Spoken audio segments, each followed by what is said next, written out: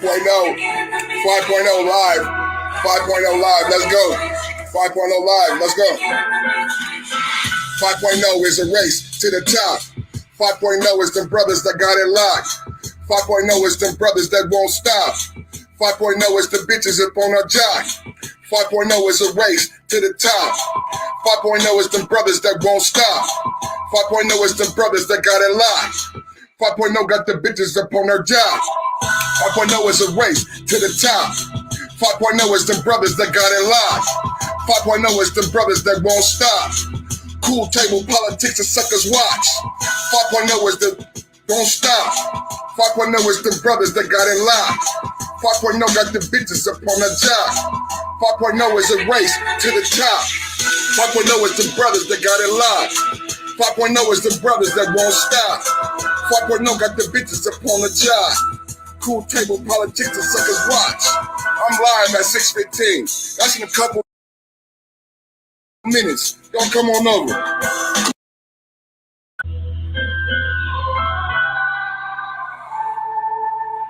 5.0 live. 5.0 live. Let's go. 5.0 live. Let's go. 5.0 is a race to the top. 5.0 is them brothers that got it locked. 5.0 is them brothers that won't stop. 5.0 is the bitches up on our jock. 5.0 is a race to the top. 5.0 is them brothers that won't stop. 5.0 is them brothers that got it locked. 5.0 got the bitches up on her jock. 5.0 is a race to the top. 5.0 is them brothers that got it locked. 5.0 is them brothers that won't stop. Cool table politics and suckers watch. 5.0 is the don't stop. 5.0 is them brothers that got it locked. 5.0 got the bitches up on the job. 5.0 is a race.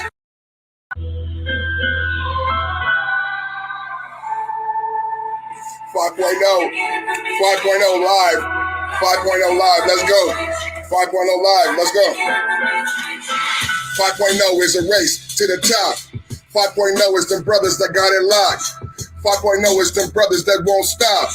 5.0 is the bitches up on our jock. 5.0 is a race to the top. 5.0 is them brothers that won't stop. 5.0 is them brothers that got it locked. 5.0 got the bitches up on her jock. 5.0 is a race to the top. 5.0 is them brothers that got it locked. 5.0 is them brothers that won't stop. Cool table politics and suckers watch. 5.0 is the don't stop. 5.0 is them brothers that got it locked. 5.0 got the bitches up on the job. 5.0 is a race to the top. 5.0 is the brothers that got it locked. 5.0 is the brothers that won't stop. 5.0 got the bitches up on the job. Cool table politics and suckers watch.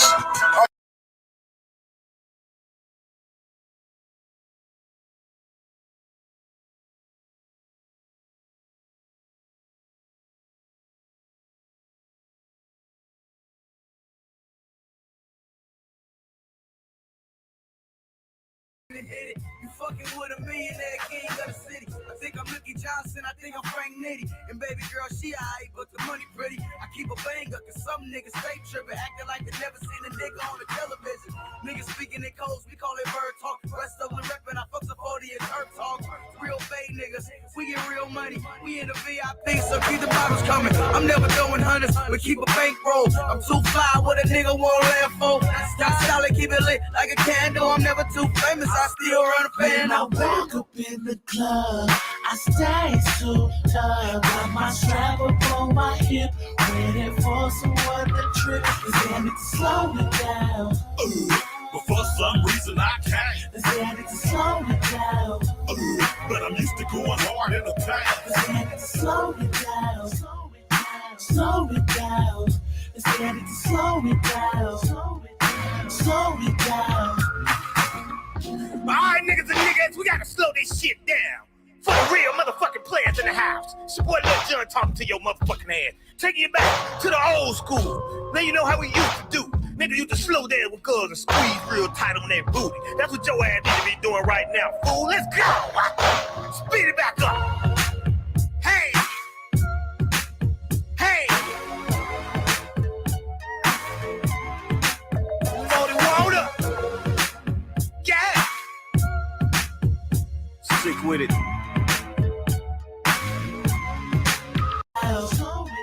Slow it down. Freshly fitted and kitted, nevertheless, I get my gear and my kicks from Manny over at Foot Express. I got an S on my chest for something. You got an N on your chest for nothing. I said it before and I'll probably say it again. We ain't in it to lose, we in it to win. I still be drinking old school gin and getting wounded. Another word for wounded is wounded. Alcohol consumed it. Look, still on the April chase. Outside of the mind is hustle, here stay on the case. Heavy on the grind, chalupa in a pillowcase.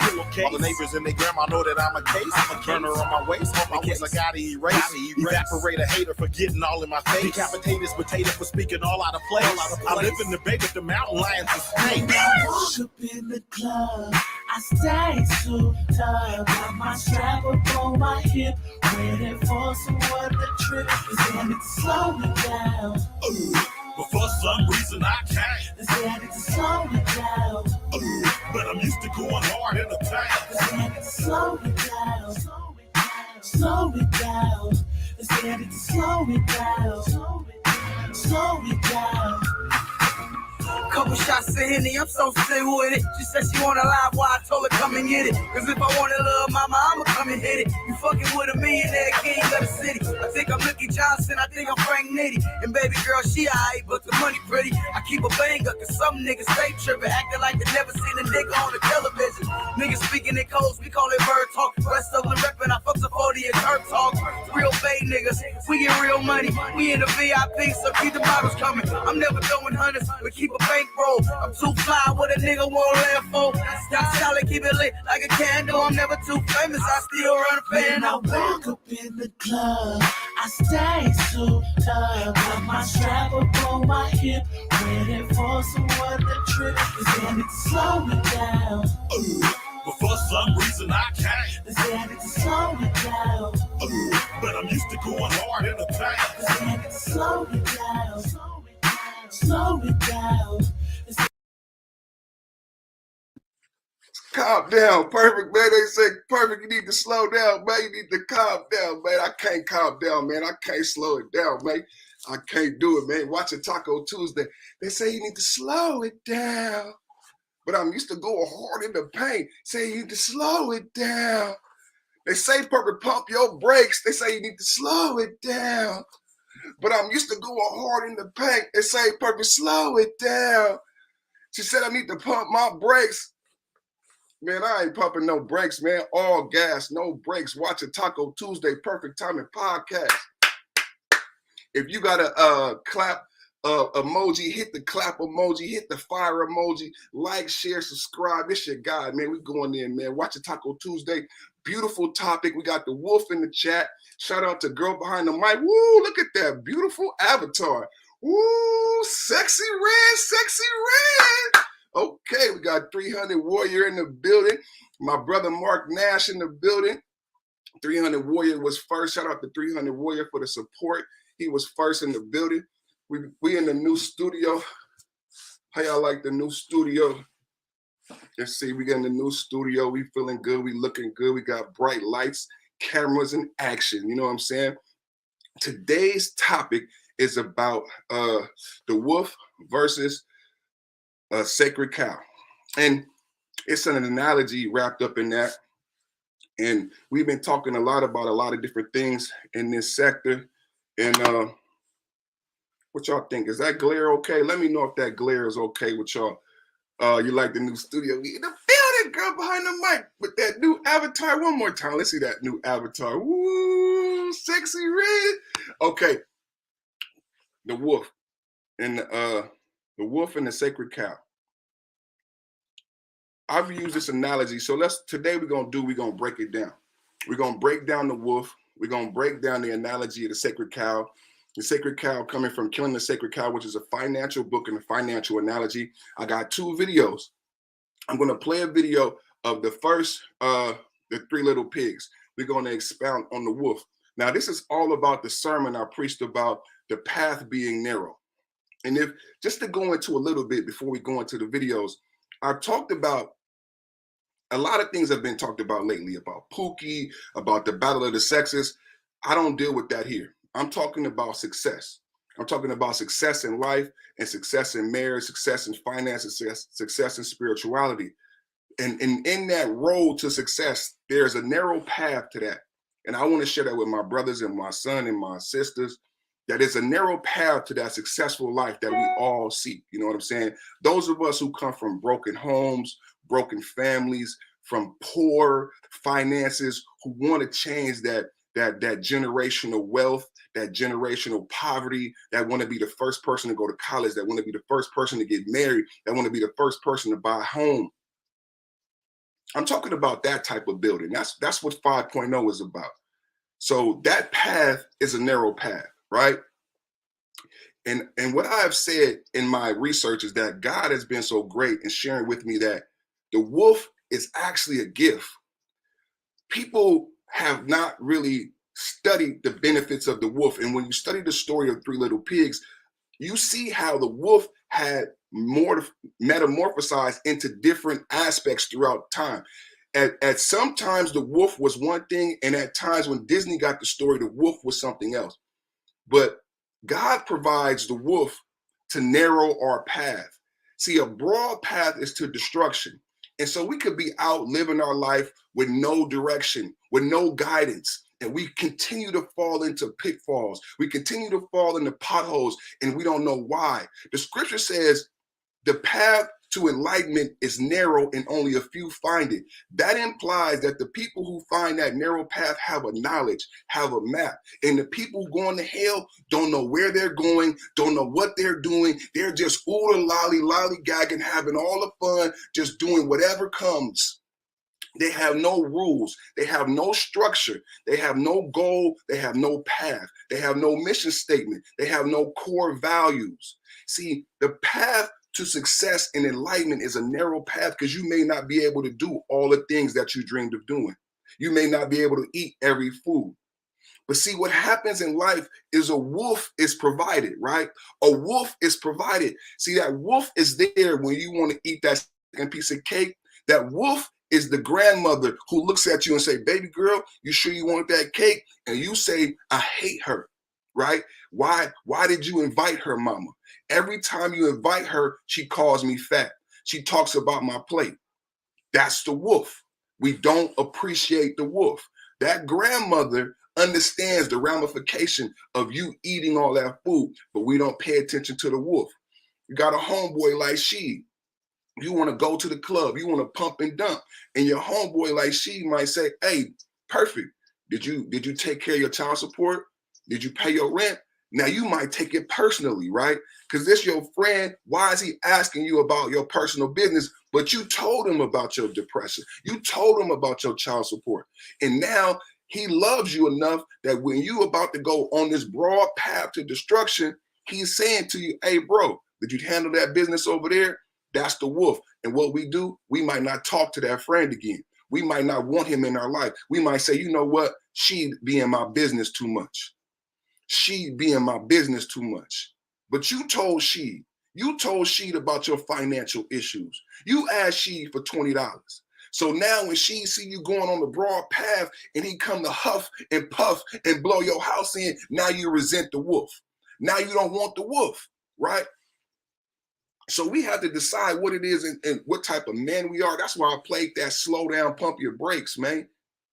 Because a lot of time in life, God is great. God is so good. We take for granted because of our vision is blinded on how great God is. God will provide the wolf. God provides a wolf. He created the wolf. He created dark. He created light. So God created the path, but he did create a path to success. And for those of us who stray off the path, he provided a wolf. For those of us who stray off the path, he provided a wolf. The wolf say, I'm a huff and I'm a puff and I will blow your life down. I will destroy your life if you do not build your life on the rock. If you do not build your life on solid foundation. If you do not sharpen your mind. If you do not prepare, I am coming. The wolf is coming. Winter is coming. Storm is coming. Rain is coming. He promised you a wolf. He promised you this day would come. But how good is God that he gave you the hands to prepare? He gave you the mind to know there is a difference. We have a wolf in this space, and then we have sacred cows in this space. The sacred cow is an analogy for an individual or entity or even an argument that's become sacred, meaning i.e. I can't talk about this individual. There are certain characters and individuals in the manosphere that are not allowed to be talked about. It is taboo. We cannot talk about them. We cannot discuss their validity in this space. There are certain arguments like red pill, blue pill. I was on a panel with a beautiful sister the other day, and she said, what is red pill and blue pill? All the black men had a different answer for what red pill and blue pill is. We have no consistency in this space. The sacred cow can also be an argument. The red and blue pill, the pimp, the simp is a sacred cow. So when we're on a panel and we're making a progress, when we're having a good conversation, some men get on the panel and say, hey, you being too nice to that woman. Girl behind the mic may join the panel later, right? And some men in their red pill rage may say, perfect, why are you being so polite to girl behind the mic? Why? This is the sacred cow. The sacred cow says we have to be angry. The sacred cow says we have to be red pill or blue pill. The sacred cow says you have to buy into this ideology, and this is what's keeping us in the niche. And we can't even discuss what value red and blue pill has. Today we laughed. I said, go tell your wife that you red pill. See how far you get. Tell your wife that you blue pill. Tell your wife you black pill. I said, go to the barbershop. Go to the barbershop with that red pill, blue pill shit. You know what somebody said? You might not get your hair cut. The red and blue pill is a way to keep us small, to keep our mental maturity bogged down in childlike discussions, right? Who cares what red and blue pill is if the goal is a successful marriage, if the goal is spirituality, if the goal is enlightenment? I don't care if you're red or blue pill. I don't care if you're a pimp or a simp. I don't care if you're a simp. I don't care if you're a pookie. I don't care if you're an educated lame. I don't care. I don't care if you're a hoe. I don't care if you're a slut. I don't care if you're a baby mama. That doesn't matter in my road to enlightenment. See, we have gotten bogged down with sacred cows, and we have to kill these sacred cows in order for us to move into new paradigms. We have to recognize the wolf, shout out the she, and we have to be willing to kill these sacred cows. The individuals who keep us in the conversation of red and blue pill, no longer having the discussion, kill the argument.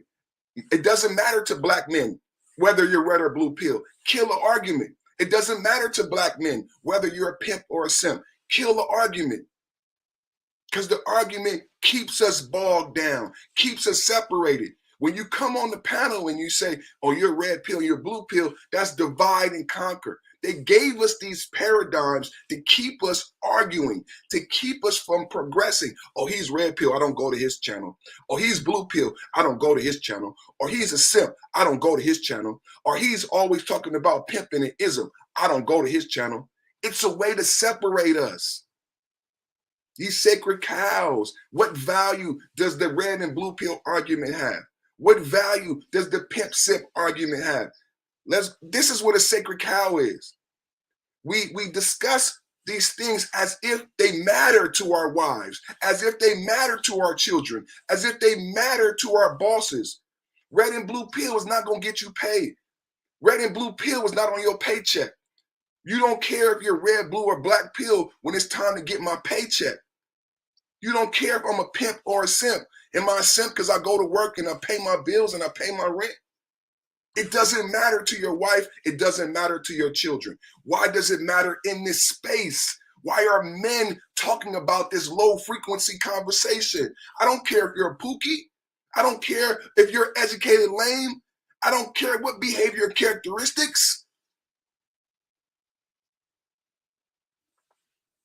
So let's go. The chat been moving like crazy. I'm not ignoring you. You know, I'm a pastor. I be preaching, and I'm not ignoring the chat. But if I look at the chat, I'll miss some of the fire that I'm going through. But thank y'all so much, because when the chat is popping, that means the video is getting shared. The algorithm loves that. So thank you, everybody in the chat. Oh man, James Brown watching Taco Tuesday. The turtle just showed up. Girl behind the mic, it divides instead of unites. Oh man, you 300 warrior, exactly. Come on, man. Facts, you know what I'm saying, man. Come on, man. We is going in today, man. You know, hey, man, I've been waiting to do this show. I've been wanting to do this show because there's been a lot since this whole debacle went down on another panel. And what happened on that panel with Rod L? What Rod L exposed? I'm not going to say the name of the content creator. I'm not. It's not worth it, because it's no value. But I will say Rod L's name. What Rod L did is expose the sacred cow. What Rod L did was expose the sacred cow. And Rod L asked the sacred cow, what value do you bring to this space? And the sacred cow said, I don't have to bring any value. I'm valuable simply by existing. This is the definition of the sacred cow. That's what happened with Rod L on that panel. Rod L went to the sacred cow. Sacred cow, what do you provide to this space? What value, oh, you sacred cow, do you provide? The sacred cow said, I don't have to provide nothing. I am valuable simply by existing. Is that enough for you, black men? Rael said no. I say no. That's why I created 5.0. You do not have value simply by your existence. You must bring something to the table. You must add. You must add value. You must add in addition. You are not valuable simply because you say you are valuable. That is a heifer. That is a cow. That is something that just grazes and eats off of us. This thing is just a cow eating off of our lifeblood. And it's time to slaughter these sacred cows. Rael exposed the sacred cow. And then the sacred cow openly told us. The sacred cow said, I am a sacred cow. I am a cow. You have to worship me simply because I am. Who agrees with that? Mark Nash said, I've been accused of simping. Why? Because I like the ladies. Shaking my head. These dudes have mommy issues. Facts. Facts. What does loving your woman? I thought this was the goal. I thought this was the goal. I thought the goal was to be the fathers that we did not have. If you are trying to be the father that you did not have, that means you love and respect and honor your wife. That means you're in the home with your children. That means you're married to your wife, because that's not what we had. If you're trying to be the father that you were not, that means you are with the mother of the children. The children get to see you and her in love every day. If that is that, I thought that was the goal. Or is the goal just being red pill? Is the goal just being red pill? I thought what Mark Nash has is the goal. I thought that was the goal. I big up Mark Nash because he's an example. He's an example of what you want and what you want to attain and where you want to go. Isn't that the goal? When you say my father wasn't there, my daddy this, my daddy that, the goal is to be better than your father, to be your children to have the father that you didn't have. Well, that means you love, respect, and honor your wife. You love, respect, and honor your mother. If that's what you really, if you mean your raps, if you believe your raps, if you believe what you rap about when you talk about your father, and you want to be the father that you did not have, then you love your woman. You respect your children's mother.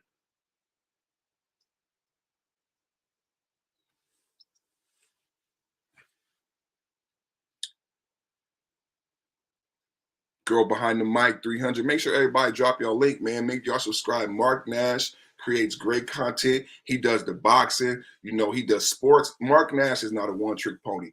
Boxing is like his big thing, but he does sports, he does games, he does topics like this, spirituality, man building. So everybody subscribe to Mark Nash. Great channel, somebody I look up to in the YouTube community. Girl Behind the Mic, great content. You're gonna find educational content over there. Subscribe to Girl Behind the Mic. 300 Warrior, subscribe to 300 Warrior. In these day and times, you want to be prepared for the things that's going to be coming on the geopolitical level. So if you want to discuss geopolitical topics, subscribe to 300 Warrior. Great content creators in the chat right now. This is what 5.0 is about. 5.0 Build-A-Sphere. Shout out to my brother Pastor $40. Shout out to the whole Build-A-Sphere 5.0. I'm going to get into the original story of the Three Little Pigs, because I want to talk about, because when I read the original version of the Three Little Pigs, I actually forgot about the original version. Now, in the original version, I remember it, but I had to read it. So I wanted to find out who originally wrote it. So the Three Little Pigs was included in nursery rhymes in England, in London, and it was by James Phillips, right? That's the guy right there. The story is arguably the best known form appeared in English fairy tales, right? By this guy, Jacobs, first published in 1890. Now check this out. The story begins with the title characters being sent out into the world by their mother. Now, I know a lot of people in the manosphere will have a lot of fun with that, because this is one thing that I forgot about. Now, you got to think about 3 black boys being sent out into the world by their mother, ill prepared. Now, think about this, ill prepared. Now, okay, to seek out their fortune. The first little pig builds a house of straw, but a whiff blows it down and devours him. Now, this is the part that I forgot, because I remember from the Disney Channel that the pig would huff and puff and the pig lived. Now, she trip off of this. The wolf devours the pig. And now I think about the first story that I heard. Now they changed it because they didn't want us to have real consequences. This is how you get the people that we have now who operate without consequences. In the original fairy tale, the wolf devours the first pig. In the original fairy tale, the 3 children are not sent out by mother and father. They are sent out by their mother. Why are they sent away from the home without adequate skill set? There was a lot to unpack about this story in The Narrow Path.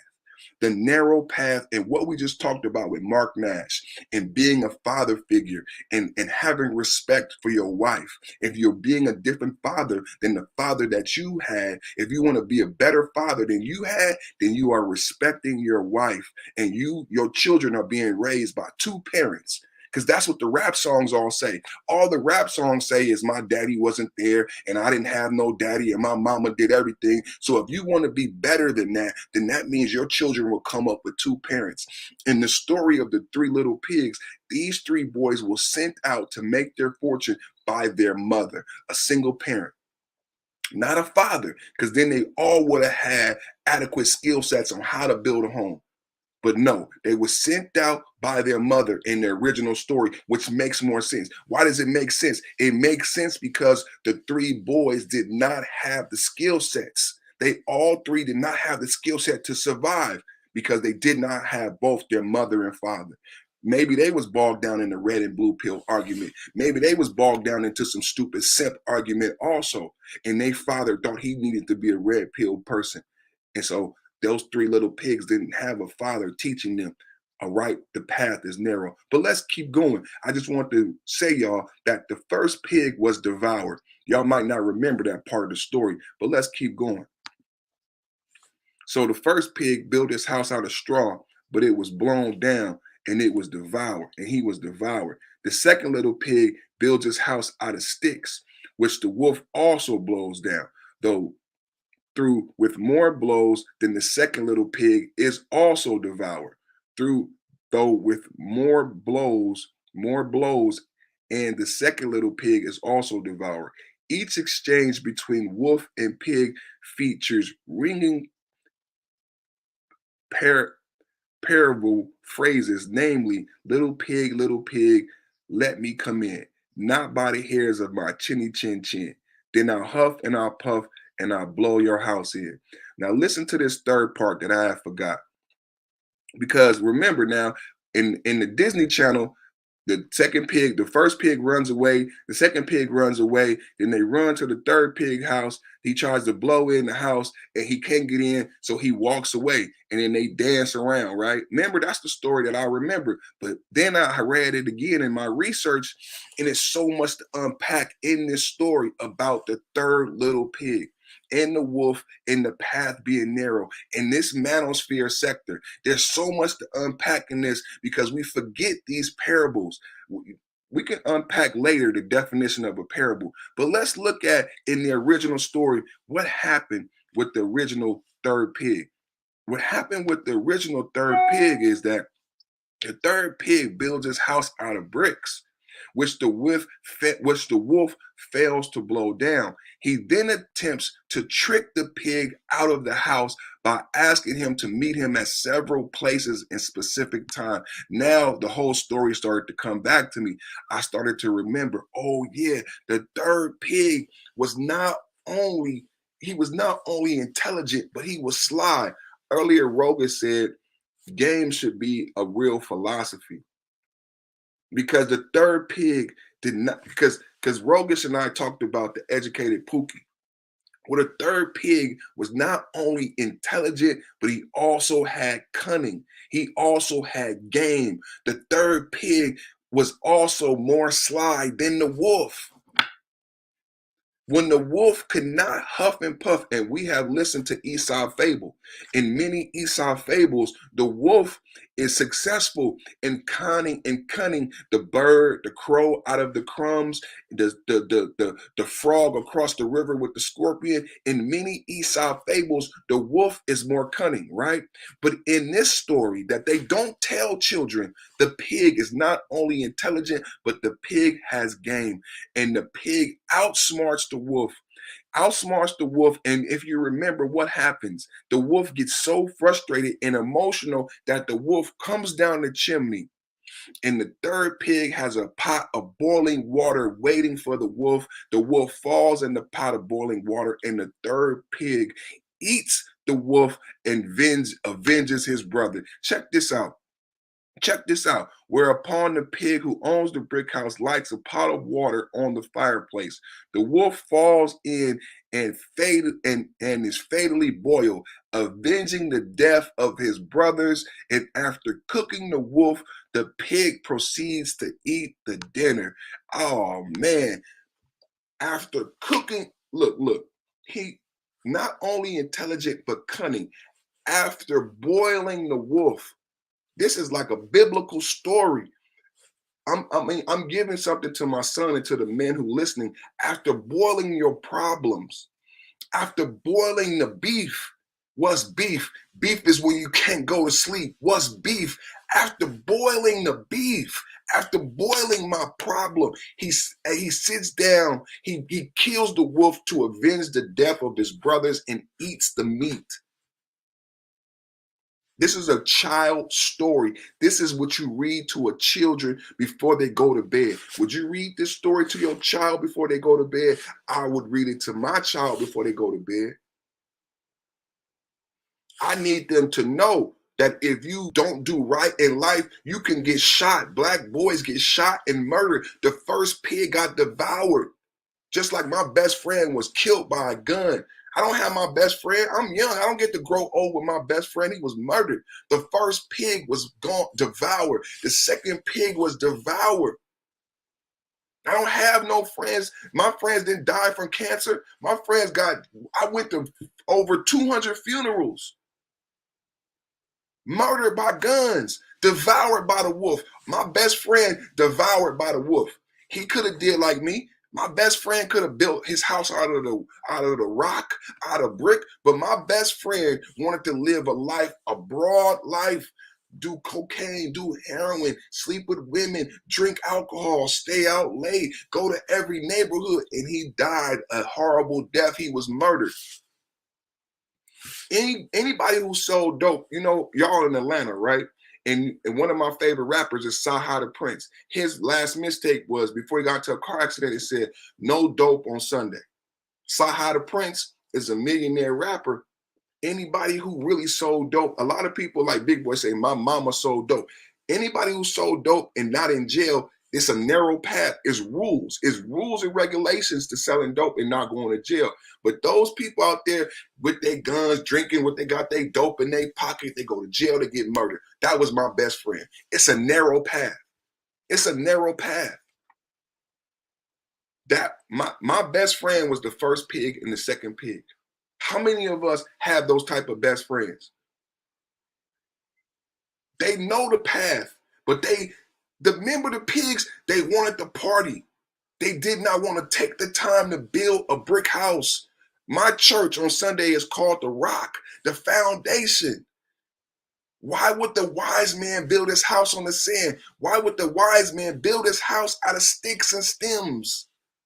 You know the wolf is coming. You know why? Because of sacred cow. Sacred cow. The sacred cow who no longer has value, sitting a fat ass on the hill, says, you don't need a house of brick. Don't listen to Sheed. Don't listen to Thought. Don't listen to Mark Nash. Don't listen to Girl Behind the Mic. Don't listen to 300. No. Don't listen to Rogish. No. You need to slap her. You need to fuck her good. You need a big dick. You need $100,000 a year. It's insane. It's ludicrous. It's absolutely ludicrous. You listen to this guy.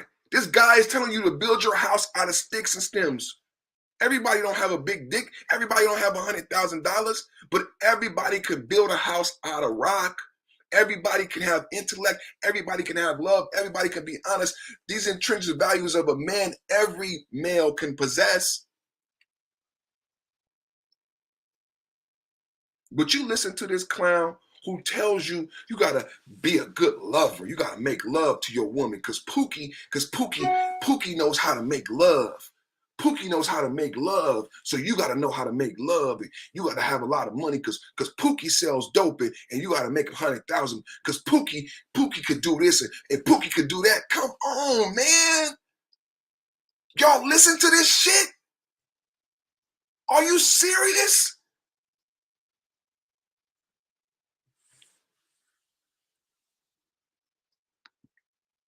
They married and happy. Don't do that, women. That's the wolf. That's the wolf in the building. Let's play. I'm gonna play these videos and I'm gonna bring up the panel, man. I'm gonna play these videos and I'm gonna bring up the panel. I got a video, Sacred Cow, just to expound on the topic of Sacred Cow a little bit more, because you know, Perfect. I talk fast, right?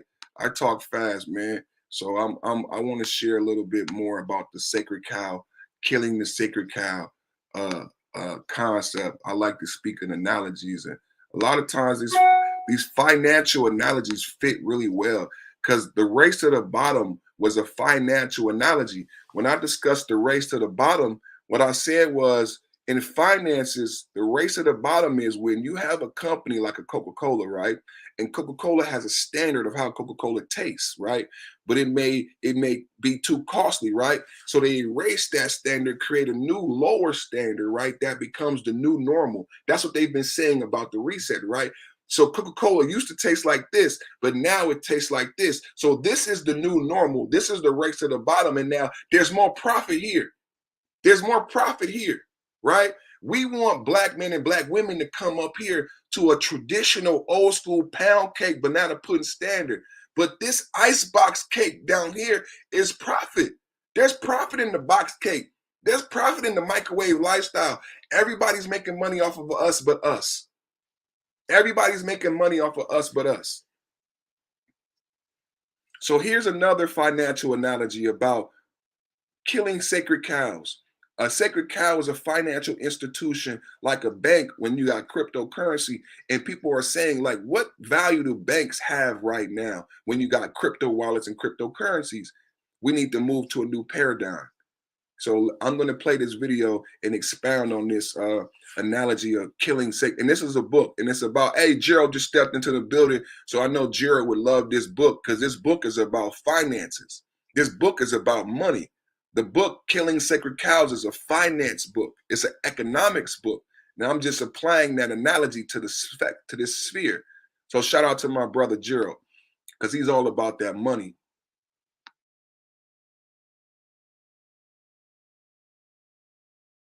Quite as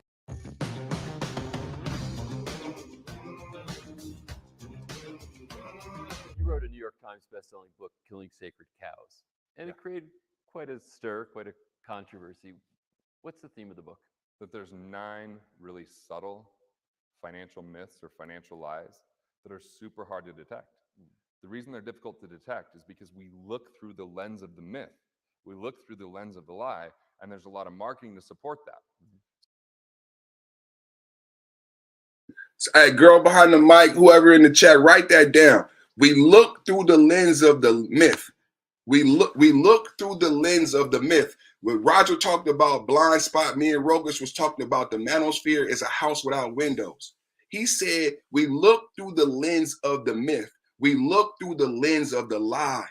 That's building your house on the sand. When I talk about the race to the bottom and then there's profit off the race to the bottom, he said there's a lot of money to be made off of that.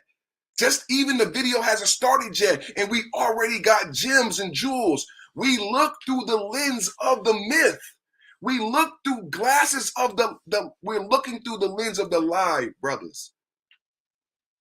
I love you. That's why God gave me this gift. That's why he provided me to do this research. Trip off of this, write this down. These are building blocks. This is the rock. This is buildersphere. This is why you need to kill sacred cows, because we are looking at our women.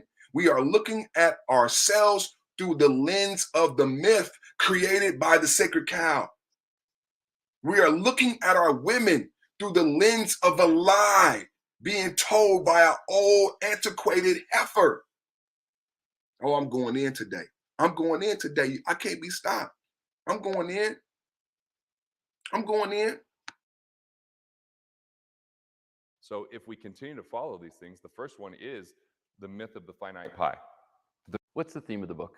That there's 9 really subtle financial myths or financial lies that are super hard to detect. The reason they're difficult to detect is because we look through the lens of the myth. We look through the lens of the lie, and there's a lot of marketing to support that. So if we continue to follow these things, the first one is the myth of the finite pie. There's only so much to go around. If someone else has something, there's less for us. And we can go hundreds of years back, and Thomas. The myth of the finite pie. Shout out the girl behind the mic with this beautiful avatar, because this is what the myth of the finite pie. There's not enough beautiful women. There's not enough booty. Remember pirates? Pirates went after booty.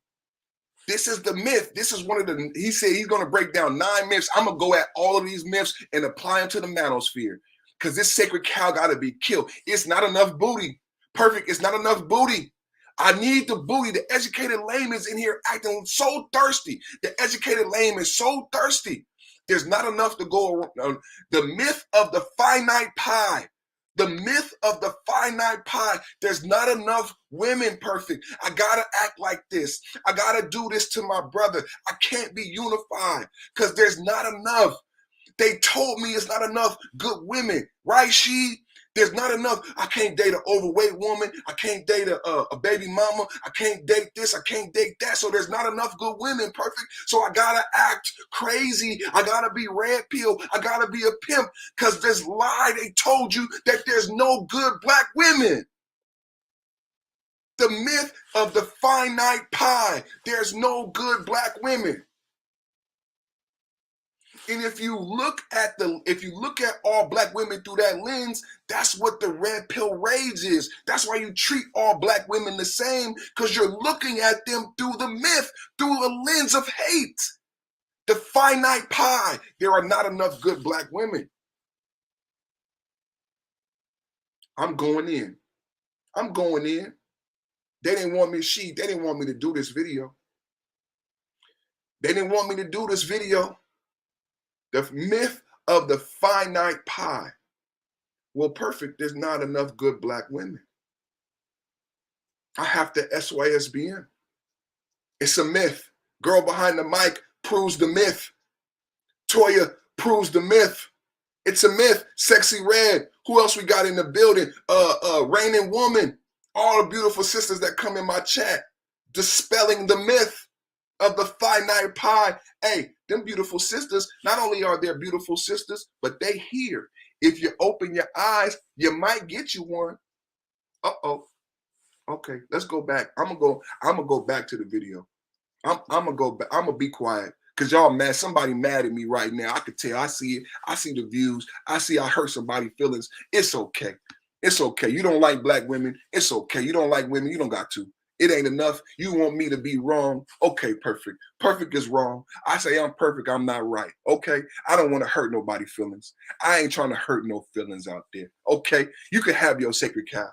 You could have your heifer. A heifer. You could have your heifer. You could have that heifer. Malthus would say, we're going to run out of food. We're going to run out of land. But he didn't consider innovation. He didn't consider other factors that came up. And so that's the first chapter, but there's things in there like, you know, you're in it for the long haul, or it takes money to make money, or a penny saved is a penny earned, that are so common that they're memes within society that just go unquestioned. Beliefs that we go, oh yeah, you just are supposed to save early. You're supposed to save often. You're supposed to save regardless of what happens. And in the long haul, it'll all be okay. And we get convinced of that. And if we follow it, it starts to slowly rob and confiscate our well-being, our financial lives, and most importantly, it has people abdicate responsibility, which leaves them in a dangerous place financially. And so that book helps them to detect, understand, and avoid the subtle lies that are hard to see. Because obvious lies, pretty easy for us to avoid. If I said, Claude, that's you. He said the book helps you detect the subtle lies. Claude, and in many panels, Claude keeps coming back to discernment. Discernment.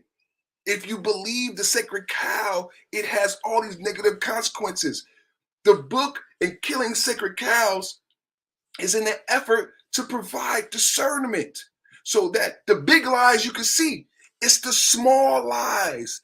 It's the subtle lies. That's what 5.0 being footprints in the sand, helping you develop the skill set of discernment and defining those subtleties, those subtle lies. Come on, baby. Come on, baby. oh, I live on Mars. I just live on Mars. We just laugh, right? But if on the other hand, I'm like, no, the market goes up and down and it's averaged 10%. But then we just look, where's that a subtle lie? Well, let's look at averages for a minute. If I had 100 grand and it loses 10%, we know that becomes 90 grand. But the next year, if it gains 10% and we turn on the news, they're like, good news, the market's rallied, we're back up, we've recovered. We didn't recover the time that was lost. That's the first subtle lie. The second is if we earn 10% on 90 grand, we're only at 99 grand if there were no fees, right? And those fees come out whether you make money or not. So our average return was 0, but our actual return was negative. And this is a subtle lie that most people don't recognize. Here's another subtle lie using the same analogy. If you have your money in an index fund like the S&P 500, and one of these companies in the S&P 500 gets disrupted by a new technology and it goes out of business, you lost that money on that portion forevermore. They're just going to plug another company in the S&P 500 and tell you the average is what the new 500 companies did, not the companies you had at the time you were invested. Another subtle lie that has a big impact because you go, oh, well, that's a minor. Well, this is how minor it isn't. It's pretty major. If I have money and I'm investing and I can earn this great rate of return, if I can get that 10%, I have 100 grand over 30 years, it grows to $1.74 million. That's awesome. But if you have a 0.85% fee, so less than 1%, it doesn't grow to 1.74 million. It grows to 1.4 million. That's a $340,000 difference for less than 1% because it's exponential, it's logarithmic, and when we think in percentages, it doesn't mean dollar for dollar because of the compounding effect. So these are the types of things that end up where people are disappointed at retirement. They're not as far as long as they thought, and they follow this kind of equation. Like the old belief of wealth, the industrial age belief that is still kind of the financial experiment that's still harming people, is that wealth is a function of three things. How much money you're willing to put away. So that's it takes money to make money. What kind of return you can get. And I'm sure everyone's heard, high risk equals high return. That's so funny. The people telling us high risk equals high return are taking no risk because they're making money on our money, whether we make it or not. Right. As a matter of fact, look at the industry giants that lost almost everything and the government bailed them out. How does the government bail them out? Our tax dollars. It was our money that was lost. And guess what? Some of them still got their pensions, or still got their parachutes, or still got their bonuses, even though they didn't perform. So these clowns ain't even married. These clowns ain't married. They're going to have successful relationships. Their children are not on their podcasts.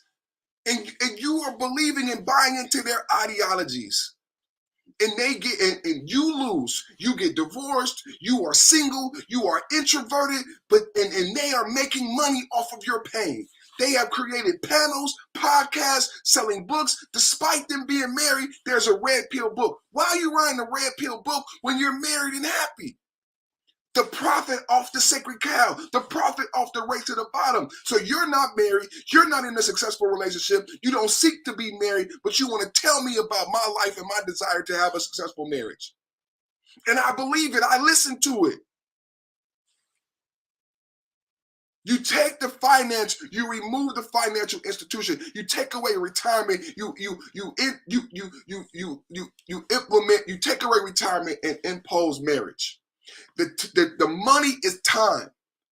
The time you're invested into your relationship, into your woman, you are looking to yield. We talk about investment a lot. You take away from, because people don't believe in retirement anymore. The same way people don't believe in traditional marriage anymore. And they don't believe in making the investment because the sacred cow has tricked you into believing that there is no benefit in investing in a marriage. But what have we found with the ADOS discussion? What have we found with the reparations discussion? It is juxtaposed against this red pill idiotic ideology, because what we found with the ADOS reparations discussion is that money and wealth is generational. Wealth is generational. Wealth is inherited. Wealth is handed down. So these conversations are interwoven. Shout out to Gerald. My brother Gerald's in the chat. This finance conversation in marriage is interwoven. Marriage is a contract. My wife does marriages. Today, there's a line out the office because it's 2, 2, 2, 2, 2, 2. Everybody wants to get married today. So they are making a bunch of money. Everybody get in line and pay me for your license. It's a contract.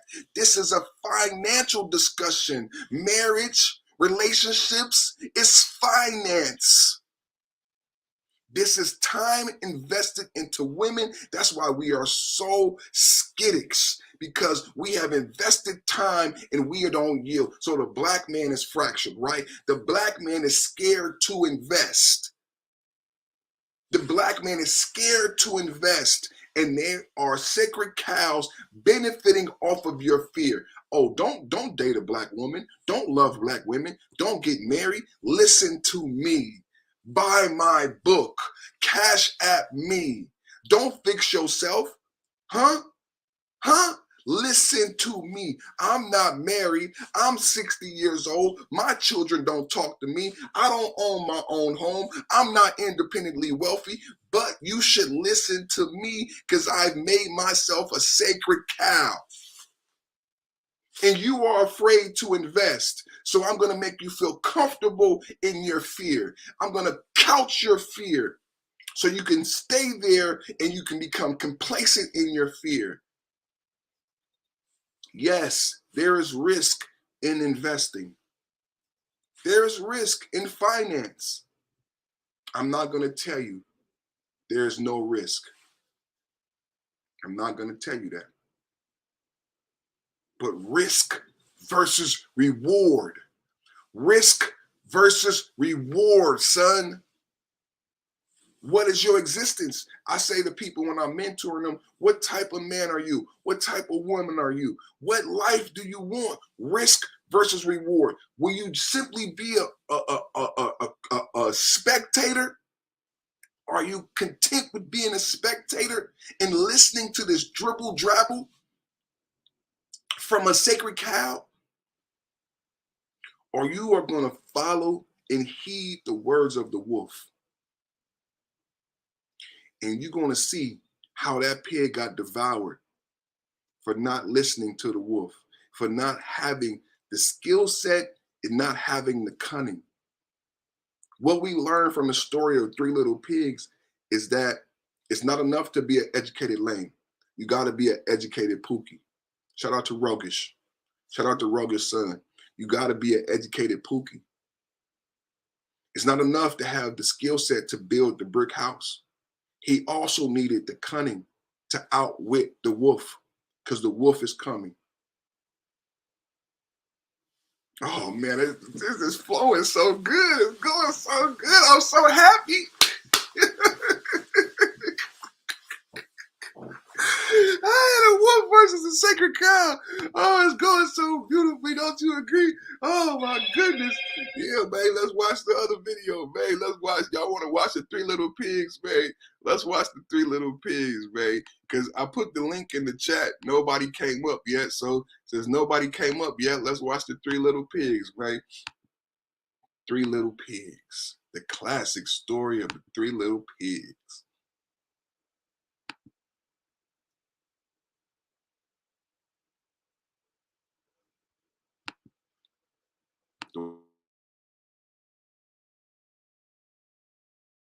An old sow sent her 3 little pigs out into the world to seek their fortune. "Now be sure to write," she said, "and remember that I love you." The first little pig met a man with a load of straw. "I know," said the little pig. "I'll buy your straw and build a house." "That's not a good idea," said the man. "Mind your own business, thank you," said the little pig. Then he bought the straw and set about building a house. It took him no time at all. Very soon, a lean and hungry wolf happened by. Pig was just about his favorite food in the world.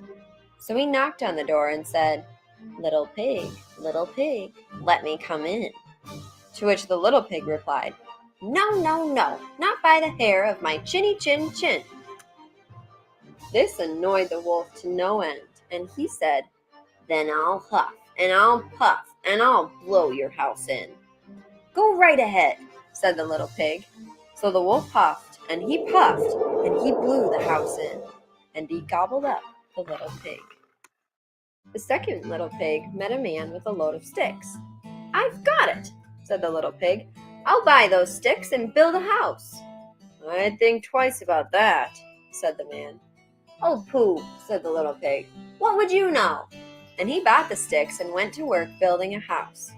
"Very pretty," he said. No sooner had the little pig settled into his pretty house than the wolf happened by. He was still hungry, and he said, little pig, let me come in." To which the little pig replied, "No, no, no, not by the hair of my chinny chin chin." The wolf didn't care for that at all, and he said, "I'll huff, and I'll puff, and I'll blow your house in." "Ha, ha, ha," said the little pig. So the wolf huffed, and he puffed, and he blew the house in, and he gobbled up the little pig. Now the third little pig met a man with a load of bricks. "These bricks will make a fine, sturdy house," said the man. "Capital idea, my good fellow," said the little pig. So he bought the bricks and set about building a house. It took him quite a bit of time, but it was well worth it. "Nice and solid," said the little pig. "Nice and solid." But no sooner had the little pig moved in than he noticed the wolf loitering about. And the wolf, who was still hungry, said, little pig, let me come in." To which the little pig replied, "No, no, no, not by the hair of my chinny chin chin." Well, the wolf had heard that before, and he said, "Then I'll huff, and I'll puff, and I'll blow your house in." "Oh, don't do that," said the little pig.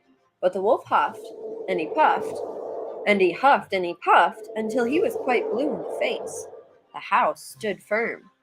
"I'll try another approach," muttered the wolf, and he put on his most dazzling smile. "Little pig, I was only teasing," he said. "By the way, I hear tell that Farmer Jones has the most scrumptious turnips. Shall we go pick a few?" "Oh, I'm much too busy now," said the little pig. "What about tomorrow morning?" "Excellent," said the wolf. "I'll come for you at 6." The next morning the little pig got up at 5, hurried off to Farmer Jones's turnip field, picked a basket full of scrumptious turnips, and dashed back. Now trip off of this, man. Trip off of this, man. She talks about the oops, baby. Like we talk about Brittany Renner. You know what I'm saying? We talk about Brittany Renner. We talk about these women. Brittany Renner told you she was a scorpion. So trip off how the wolf is very cunning, right? The wolf couldn't get in the house, right? This happens. Like Brittany Renner, she's trying to date certain men. You know what I'm saying? Some men know. Brittany Renner says she's going through a dry spell right now because men don't want to sleep with her because of what's happened with the last PJ issue. You know what I'm saying? So what the wolf did to be cunning is the wolf said, "I'm not going to be able to blow the house down, so I'm going to use a different tactic, right? I'm going to appeal to your emotions. You know what? I don't want to eat you. I want to be your friend." Just like the scorpion and the frog. Just like the scorpion, this is I stopped it because it's important for black men to understand what's happening to us in this space. We are being manipulated because, like Mark Nash said, we got mommy issues, we got daddy issues, and we are being manipulated because our emotional holes within ourselves. And we need friendships, we need camaraderie, so we being manipulated. And the wolf tried to manipulate the pig and appeal to his emotions and say, "You know what? I'm not your enemy. I want to be your friend." And a lot of times in this space, and I've seen it in the street, people will befriend the enemy because they need a friend so bad. Let's go in the morning. You know, Farmer John got the best weed. Perfect. I know you like to smoke weed. I don't want to kill you no more. You know what? Let's just smoke one on these hoes. Farmer John got the best weed on this side. Tomorrow morning, let's go ride out and let's go smoke Farmer John's best weed. Oh, bro, I knew we could work this out. In the morning at 6 a.m., I'm gonna be there. We're gonna go to Farmer John's house and get the best weed to smoke out. And what happened?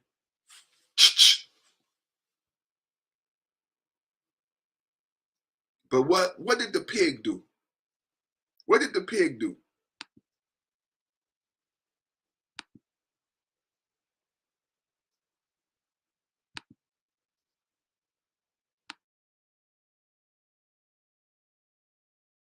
Home. When the wolf arrived at 6, the turnips were already boiling in the pot. "Sorry, I couldn't wait," said the little pig. The wolf tried not to show his displeasure. "No harm done," he said. "By the way, there is a lovely apple tree down in Merry Meadow. Shall we go help ourselves to a few apples?" "I must cook my turnips," said the little pig. "Let's meet there tomorrow morning." "Splendid," said the wolf. "Shall we say at 5?" Then next morning the little pig was up at 4 and went off for the apples. It took longer than he'd expected to reach Merry Meadow, and while busy gathering apples in the highest tree, he saw the wolf approaching. "Do try one of these," he called down, throwing an apple as far as he could. When the wolf chased after the apple, the little pig shimmied down the tree and made it safely home. The next day the wolf came again. Really, he was quite put out. "There's a fair today on Hog Hill," he said. "Would you care to go?"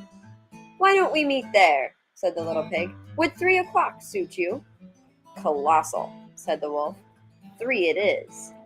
Just to make sure, he would be there at 2. At 1 in the afternoon, the little pig went to the fair and had a fine time. So fine that he lost track of the hour. Suddenly, out of the corner of his eye, he saw the wolf coming up the hill. Without a minute to spare, the little pig jumped inside an empty butter churn and rolled down the hill toward the wolf. Well, the wolf was so scared, he ran all the way home. That evening, the wolf went to the little pig's house and told him how frightened he'd been by a great round thing that came down the hill. "Frightened you, did I?" said the little pig. "That great round thing was a butter churn, and I was inside." This was simply too much for the wolf to stand. "I've been nice long enough," he cried. "I'm going to eat you up right now." And he climbed onto the roof. When the little pig saw this, he put a big iron pot in the fireplace and quickly stoked the fire. "Here I come," cried the wolf. "Dinner time." "You can say that again," said the little pig, and he cooked the mean old wolf and gobbled him up.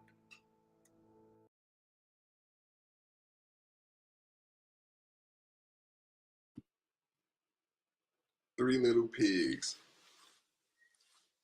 Oh, y'all didn't like the story? I tell you, boy, this is fickle like a pickle, boy. Fickle like a pickle. But I'm very happy. I'm very happy with today's show. I think it went really well.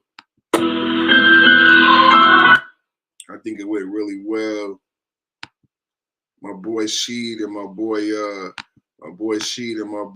Sun Claus said they was gonna come back up.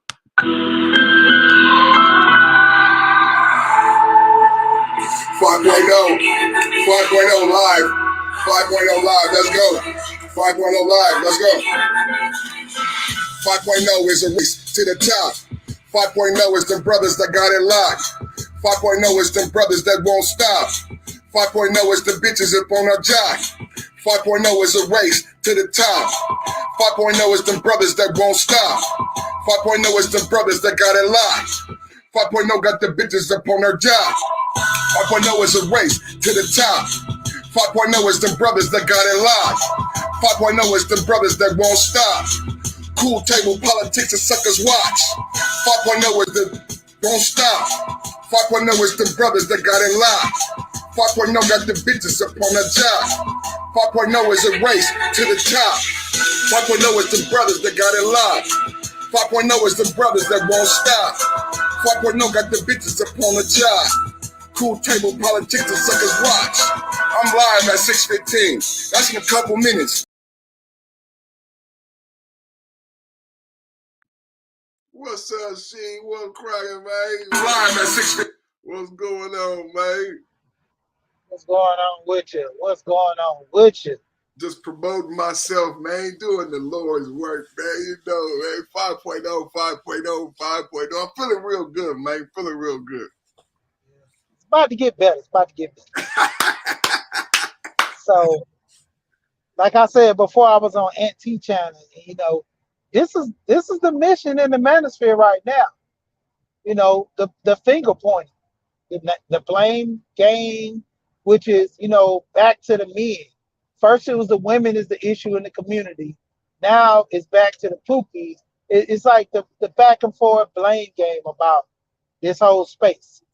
I was on the panel today earlier, and I was listening to some men were saying the manosphere was made for our issues with women. And we keep having these issues because we haven't dissected and fixed our problem with women.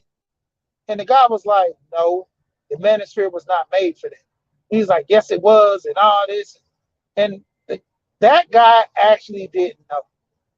And for a lot of people, they don't know why the manosphere was made. Because you got to do your homework.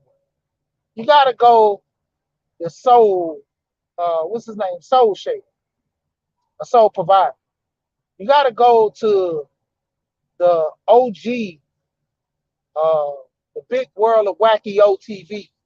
You got to go to the OGs that let you know, man, the manosphere was started and representing the men that, you know, went through their struggles. And they got tired of getting hit up by the laws. That's why the manosphere was started. And ultimately, it was doing good. They had guys who were in the manosphere doing charity events. They were, donating stuff to the kids. You know, it wasn't just one thing to where they only deal with young black boys. No, they deal with the kids because I keep saying this, and a lot of guys aren't grasping this through their thick skulls. If you build good men, who are they going to marry? If you build good men, who are they going to marry when you keep talking about this cesspool of women? So you have to target, when you target these young men to approach them to be in life and being better, you got to approach these young girls too. You got to help the young girls out and help the men out. So they both can grow up with the mindset of family and business and loyalty and being there for one another. I got a daughter. There's no way on earth I won't give my daughter the game if I'm going to give my son the game. There's no way on earth I'm not going to protect my daughter if I'm here trying to protect my boys. I got 3 boys. They always say about the men, the women have this princess complex and all that. They have that princess complex because they should be having a prince mindset to grow up with some type of value behind it. Same thing with the boys, having the mindset of a king. Same thing. Same thing. We fail to realize that in our relationships with each other because, we have this whole, honestly, back and forth with each other. You know, the sacred cow is the talking points. The wolf is coming to destroy. I mean, broken down day by day, month by month. We can't even keep it together with each other. Honestly, no shade to Kwame, but you got Kwame coming in space, dominating the space, and people not liking because Kwame's dominating space. You got people like Kevin that came into space. He dominated, and people not like it because Kevin dominated the space. But the point of it is, when so-called leaders to the degree that were in the manosphere that were running and doing stuff and guiding these young men, they supposed to be guiding these young men to have some substance and be about themselves. But to the degree, it was the blame game. The women are the problem in the community. But the point of it is, MOT, everybody, I shout out MOT about this because MOT is the one recently keep pushing this. When it comes down to it, if we take the women, the bad women that nobody wants to marry off the table, what is going to be the discussion? We know that these women are acting a certain way. Why do you choose to talk about these women? Don't deal with it. Just what did I say the other day? It's like me going to a company and saying, I know you're a horrible company, but I still want to work for you because I want you to get your act together. I'm going to go to the good company with the good benefits. Why am I running over here to the bad company and trying to get the bad company to be good? Why not go ahead and pick what they say, winner, winner, chicken dinner? Why not go after the best? If you don't believe you're worth it, then cool.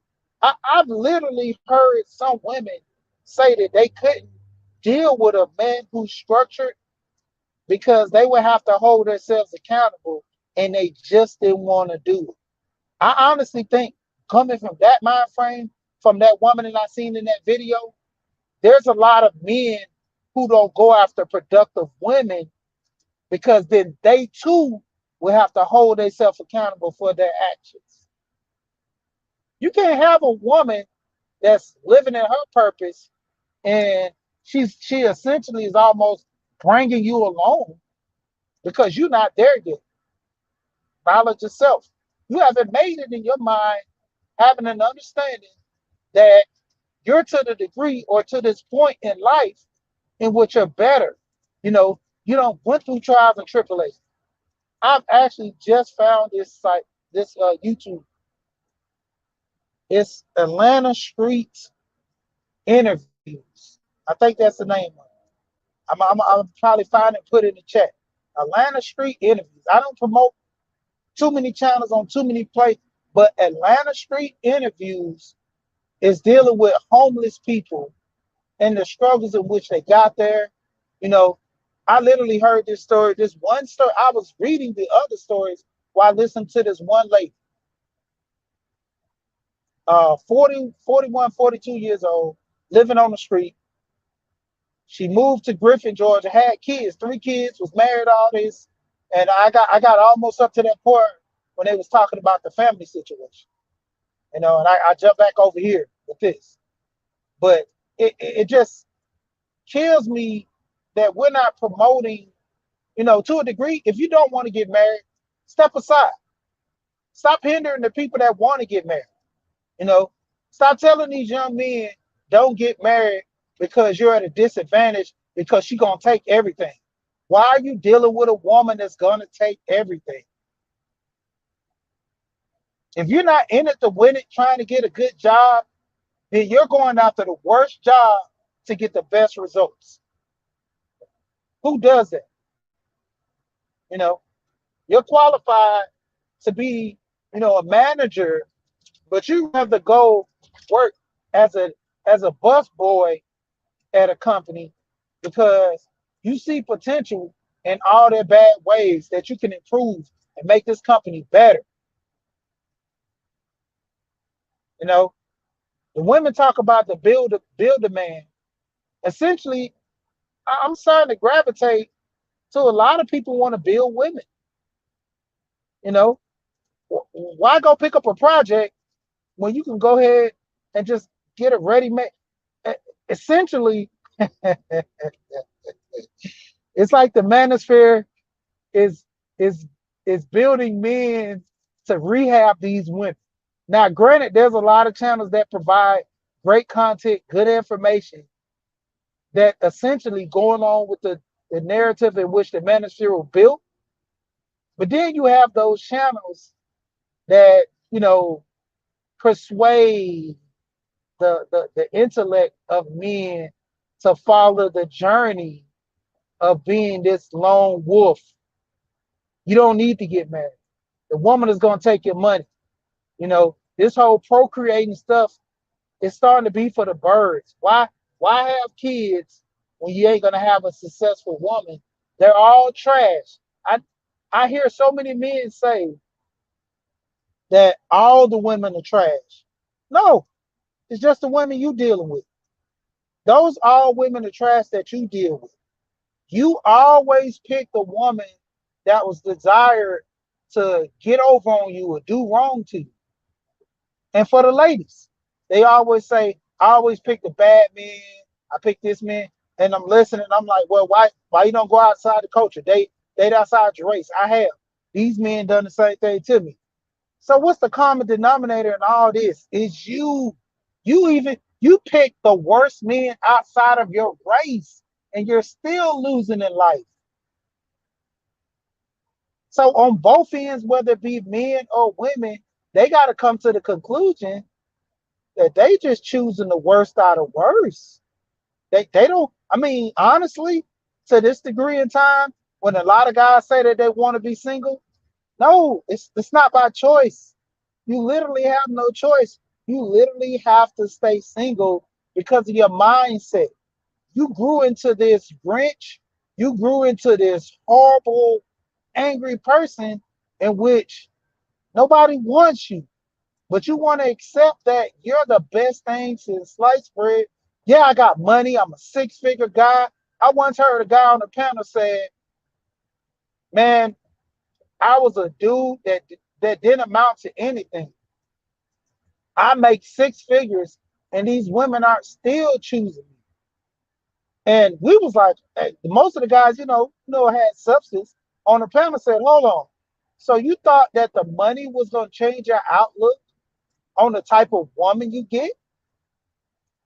And that whole high value man stuff, I keep trying to tell these women, when it come down to it, if you get a high value man he essentially buying you. Because if he don't get what he want, guess what he can do? He can trade you out for another one. A lot of women don't come to that narrative that you're essentially getting bought out by this man. You know, when they fly you out, you gotta put up a shut up. That's how you look at it. You get flew out, you know what you're doing when you getting flew out. You're not getting flew out when it's that time of the month. You're not getting flew out to go cuddle in the bed with a man. You know what's about to happen. So for you to do that, you essentially you're playing with yourself and you're playing with your life, trying to play a game with these men. Because ultimately, a lot of women think, well, he won't do nothing to me. It just happened. Same thing with these men.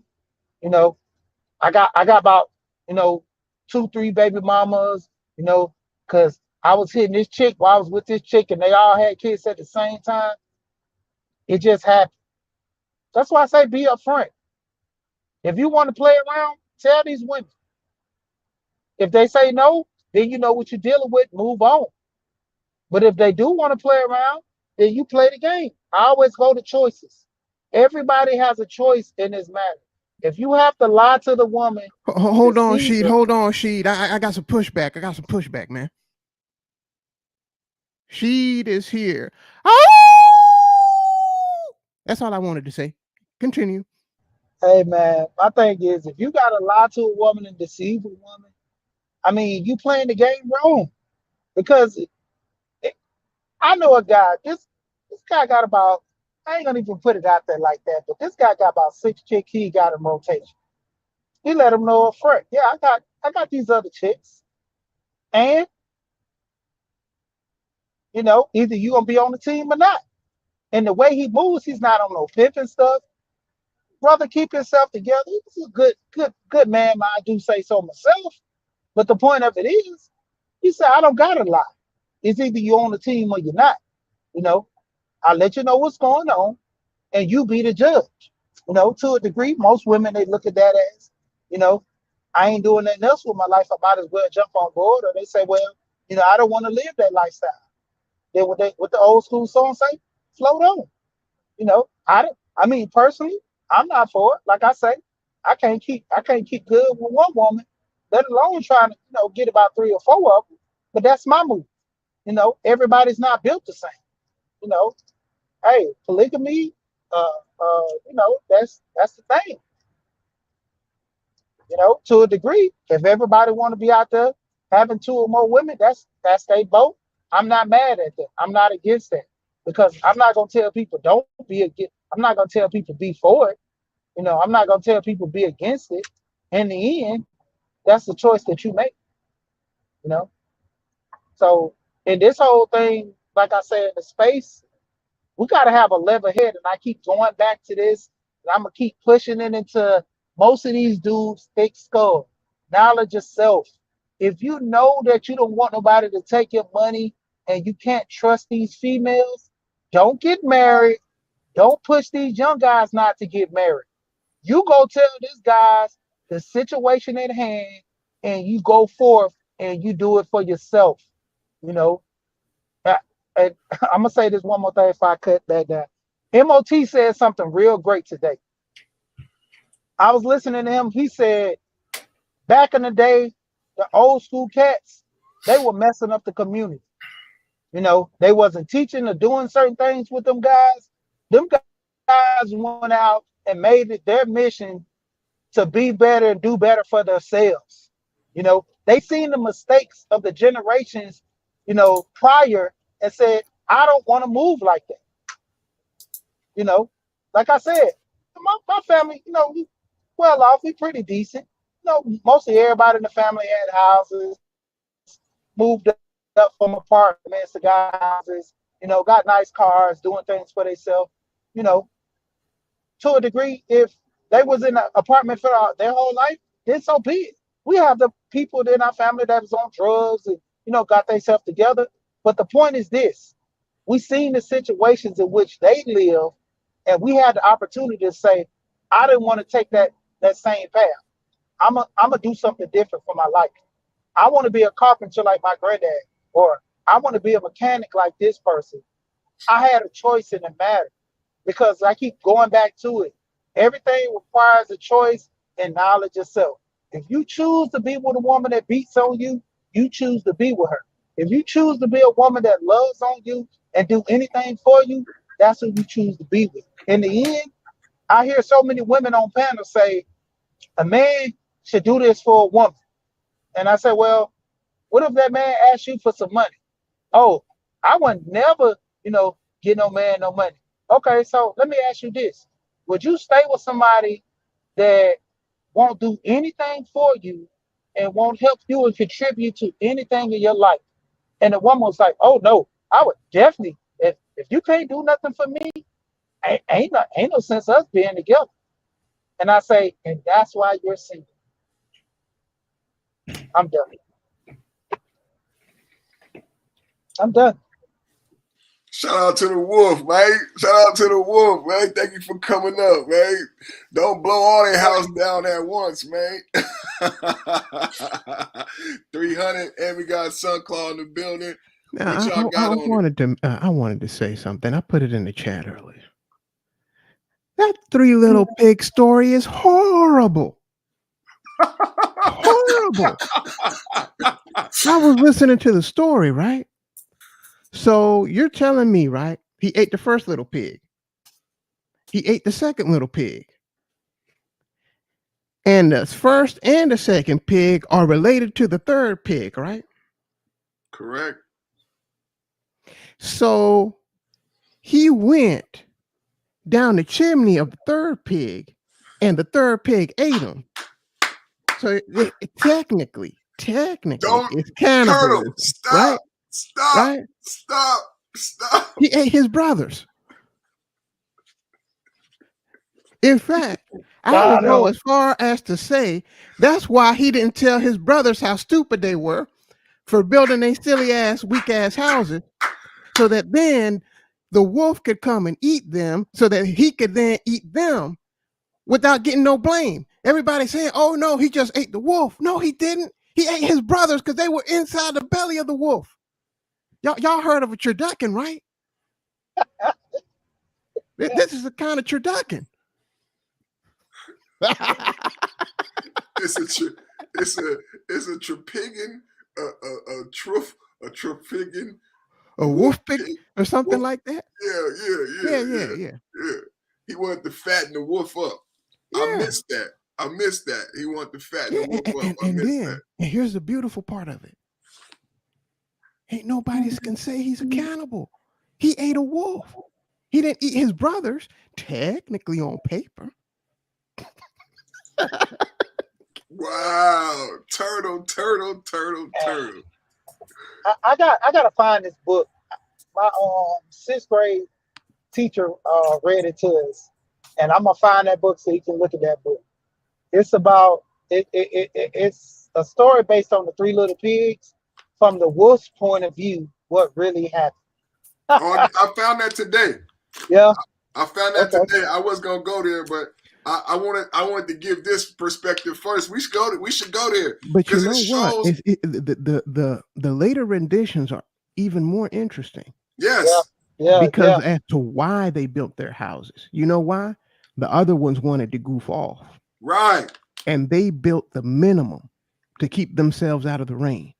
Well, I put a comment in the chat. I'm gonna bring it back up that I thought really because I said, like, with you, Sunclaw, would you read this to your child before bed? And I said, I would. And I know some people might not. This is the comment I put in the chat. We talk a lot about this. And this is why the analogy. And I hope that after I read that story to my kid, he'll say, "Hey, Daddy, ain't that last pig some kind of cannibal?" And I said, "Yes, son. That is the whole point of the story." You know, when she was talking, she talks a lot about, I like to analogize things. She is talking a lot about investment. The investment that you're willing to make into yourself will yield the type of woman that you're going to get, and the investment that you're willing to make in your woman will yield the type of children you're going to get. I Okay. like to use financial analogies The because the you're the going later analogies of that story. The other little pigs wanted to goof off and not invest in who? In themselves. to come on. So they built slipshod shelters. This shelter was supposed to protect them from any storm, any kind of inclement weather. It was supposed to keep them warm and dry. And they half-assed it. Now, They why would you? half-assed it so much that a wolf can come and wheeze their house down. Now, how about the conversation of courting versus dating?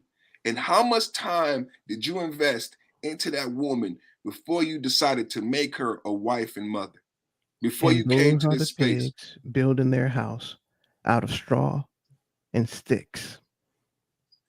And we got men building marriages out of straws and sticks and got red pill trauma when the shit get blown down. Brittany Renner said, you want to have sex with me without a condom? I'm a scorpion. I told you I'm a scorpion.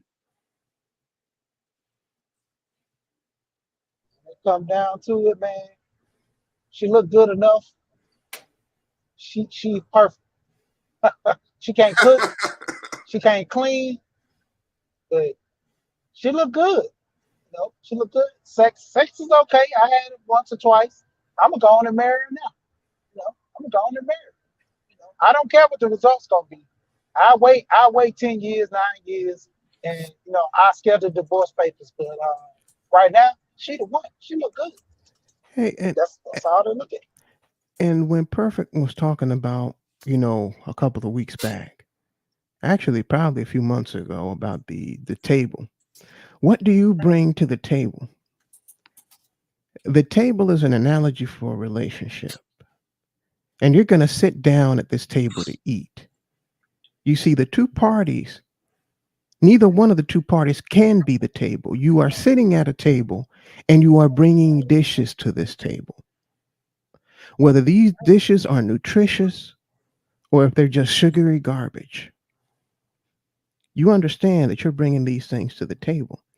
And guess who else is going to have to sit at this table and eat? Your children will have to sit at this table and eat as well. So the analogy of you getting with a woman who only looks good and that's her only good qualities is basically sitting at a table. You bring healthy food and this other person only brings junk food. Not only that, there's the potential that they'll knock all of the healthy food you bring to the table, and all that will be left for those children to eat is the garbage that other person brought to the table. And when you don't think about these things in that way, you move. You're moving in an unwise way.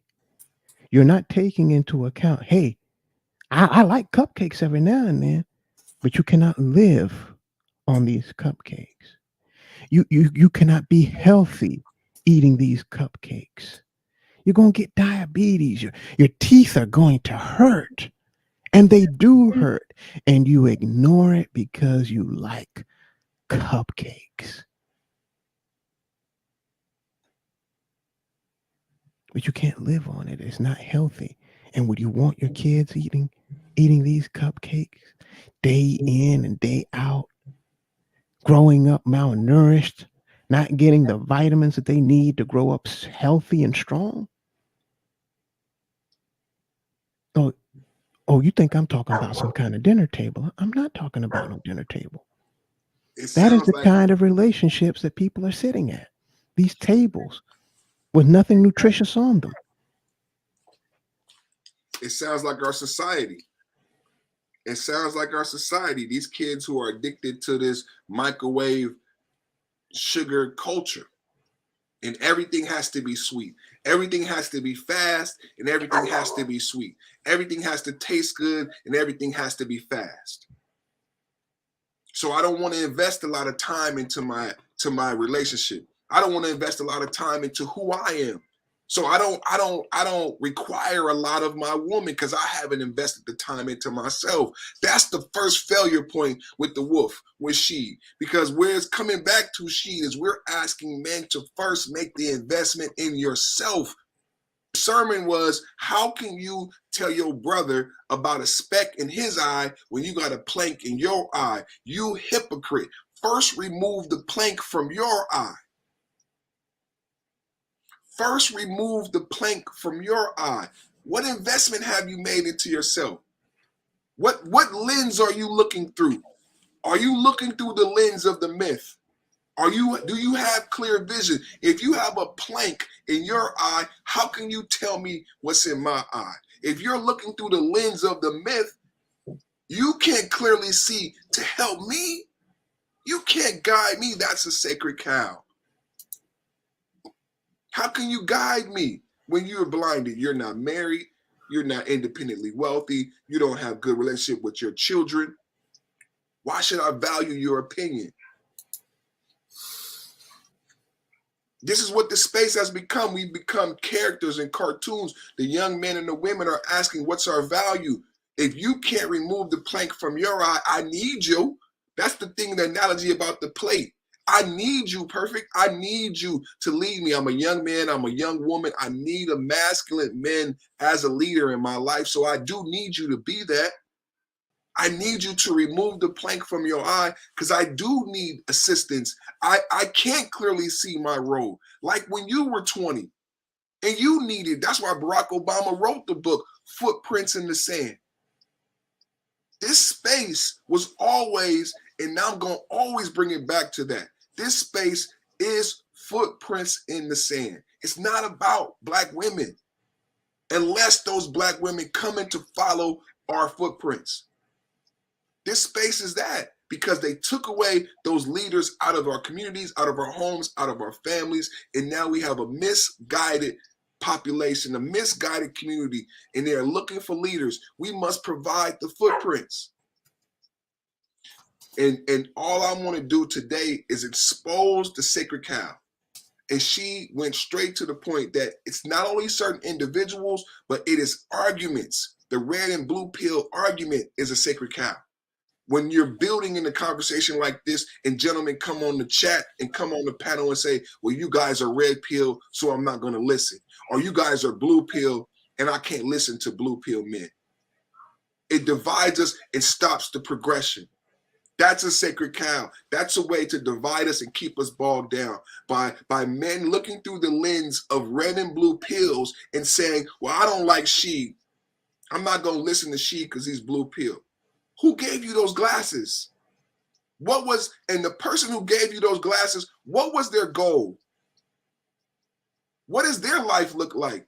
Those lenses that they gave you to look at she, the lenses they gave you to look at perfect, the lenses they gave you to look at Sunclaw and 300 Warrior, what does their life look like? As you judge me and say I'm blue pill or I'm this or I'm that, and that's why you can't stomach my conversation, how is that helping you? This is the sacred cow. This is the wolf versus the sacred cow argument. What value does these debates have about pimping and simping and educated lame versus pookie? Your wife doesn't care if you're an educated lame or a pookie. Your children don't care. Your boss don't care. Your wife don't care if you're red or blue pill. Your children don't care if you're red or blue pill.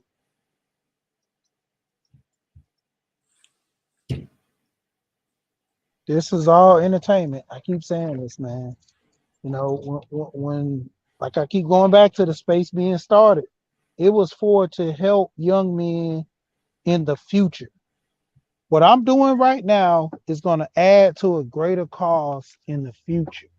You know, me being the man that I am, showing my kids how it is.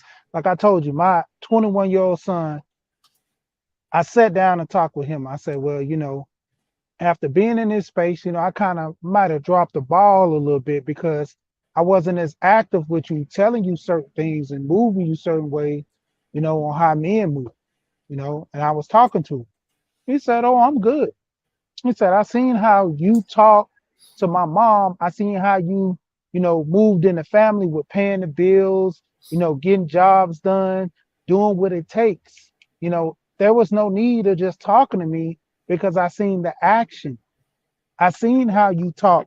I seen how you move. I seen how you say, give me this bill. Let me see what it is. When is it due? I'll have it. But we ain't got no money. Did I ask you that? I just asked when is it due, and I have it by this time, and pay the bill. You know, just making plenty of moves. Doing things, and I had to sit down and talk with him. Like, okay, because he's moving a good young man. But the point of it is, I didn't sit there and have that conversation because I'm still growing myself. I'm still learning. I'm teaching as on the fly. I learned something, I shoot it to him. Life insurance, boom, catch this. Real estate, boom, learn this. He's wanting to get into coding. Okay, I know some people in coding. I know some guys in coding. Here, catch this. What you think about this?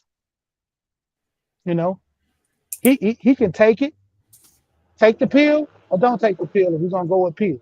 But the point of it is, like you said, at the end of the day, that pill don't matter when it comes to your success.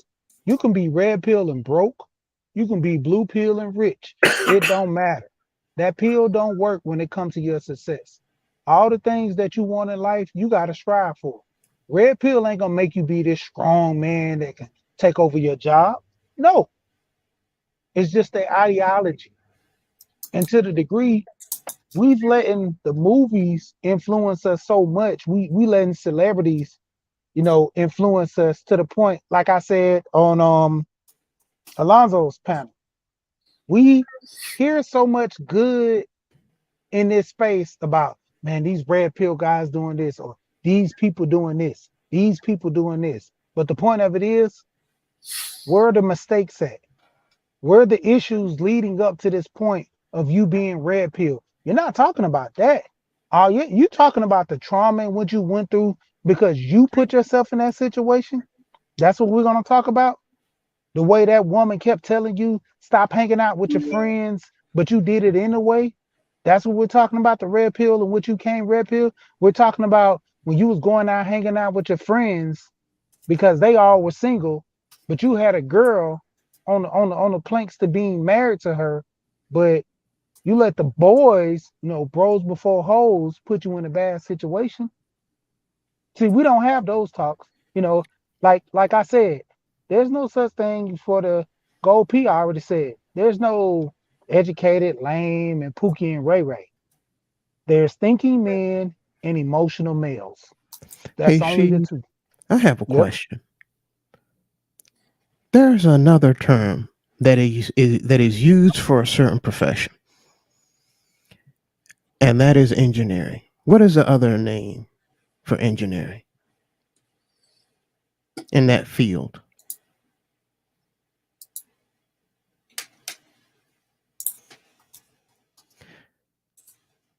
The Trying to think. applied what? Um, if you're not in, He got me on this one too, He got me, stumped me on this one too.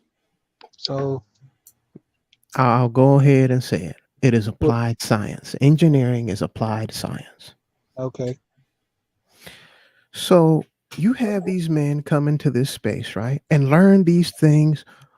Oh, don't fall for this trick. Don't fall for that trick. If a woman is doing this, then she might be on some kind of messed up game. If she does this, then this. If she does that, then that. Okay. All right. You have all this knowledge of all the ways a woman can be trifling, all the behavior which she can be trifling, in the ways that she can trick you and hook you and do this and do that and do the other. How are you going to apply it to your life? How? Because technically, if you know what not to look for, then you should know what to look for, right? Or have you only been learning what not to look for? You didn't look into what I should be looking for. Oh, Sun Club. You didn't, oh, man, you do that So a lot. That's going to technically, be one of my next shows, baby. Go ahead, bro. so That's going to be one technically, of my next shows. if you know all of these things about how trifling women can be and in which ways they can be trifling, you should be able to pick yourself a good woman because you're not going to fall for the pitfalls that others have fallen for. But I don't see all that many applied scientists in this space. Oh, I mean, engineers. You know, the one engineer he got, they trying to destroy that pathway of getting out of the red pill university. They don't want you to graduate. They want you to stay here and pay tuition. You know what graduation is? Look at Rogish. He had all of this information of what not to look for in a woman. That also means the opposite of this is what I should be looking for in a woman. And guess what? He found one sitting right there next to him in the chat.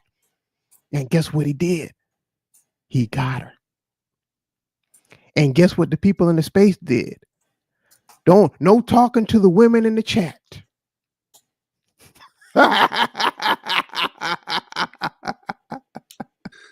No talking to the women in the chat.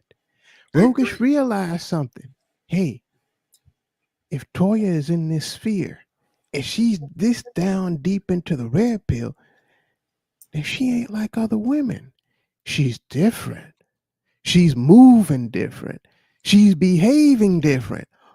She might be what I'm looking for. And you know what he did? He did not hesitate in taking the risk to invest. There was risk.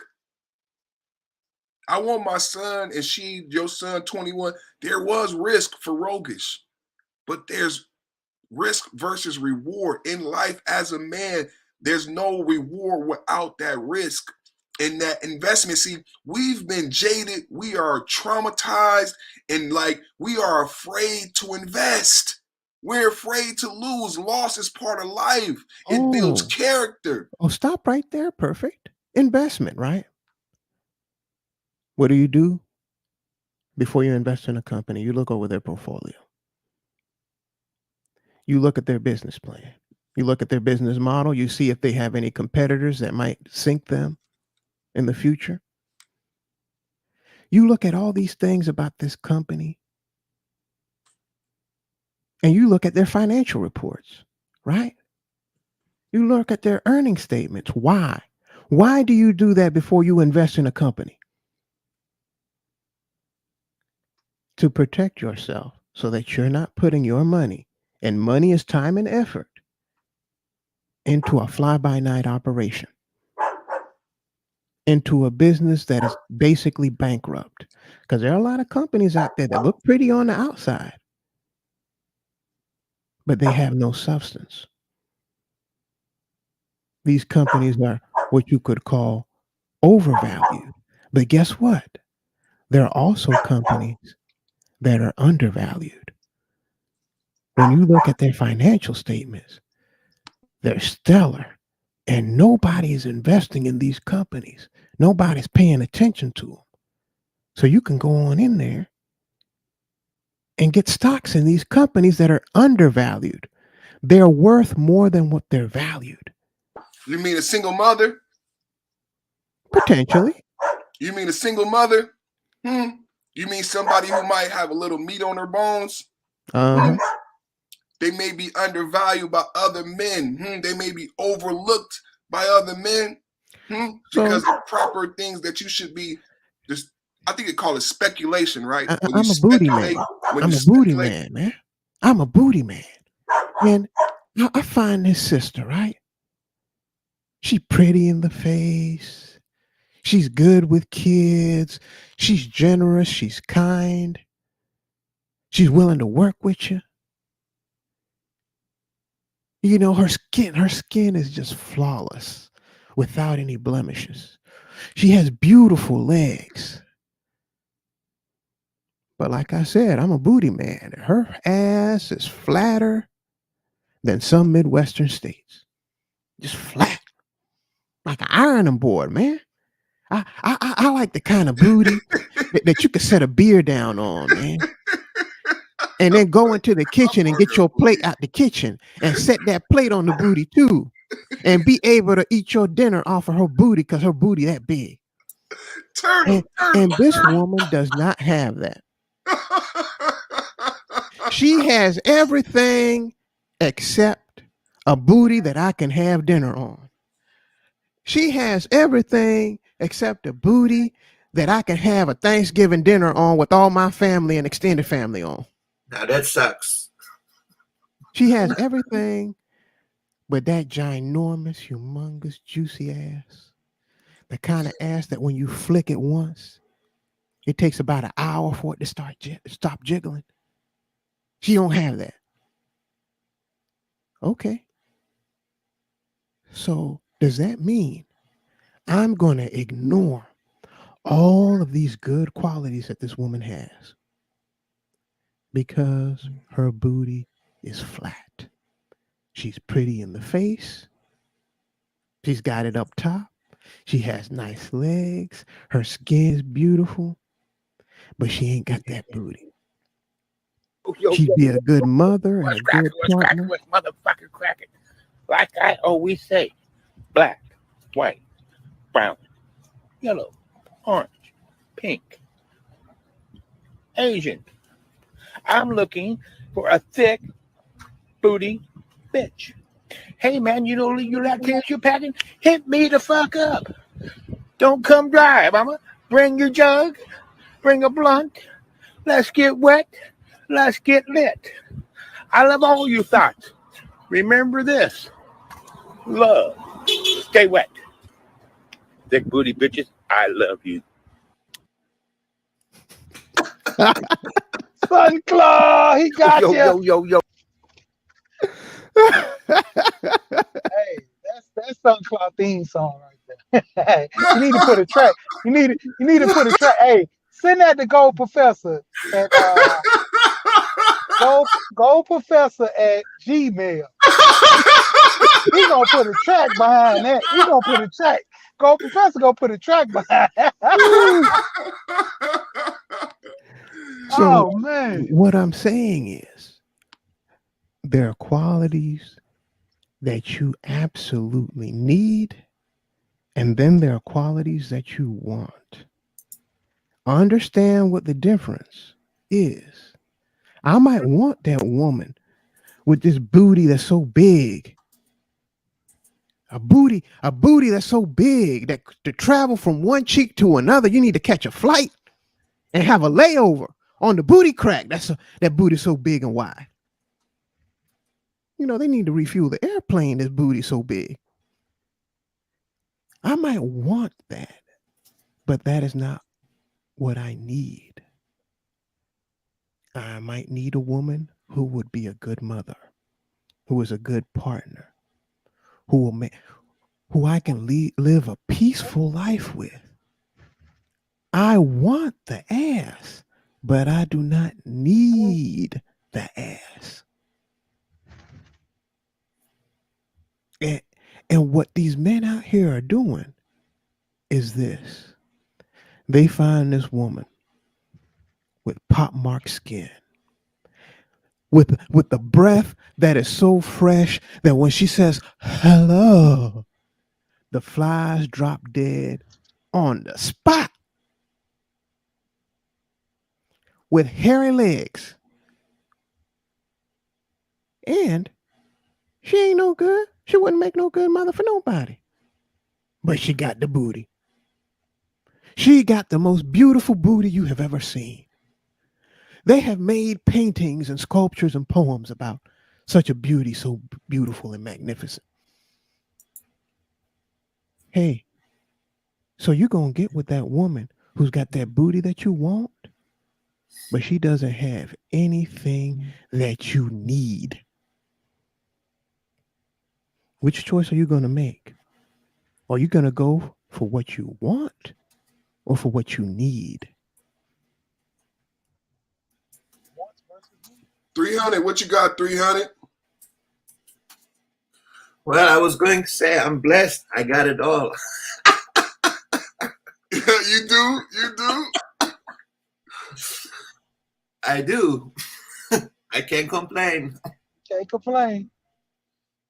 And she ain't standing behind you with the frying pan, is she? No, she at work. I'm just double checking. I'm just double checking. You're funny, but you know what?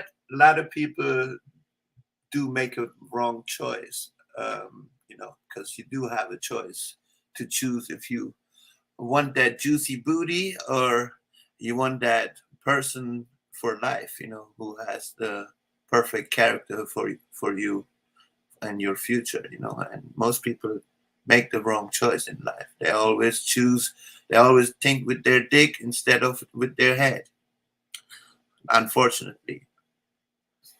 That's what I was going to say. That's true, brother. Thank you for that. That's true.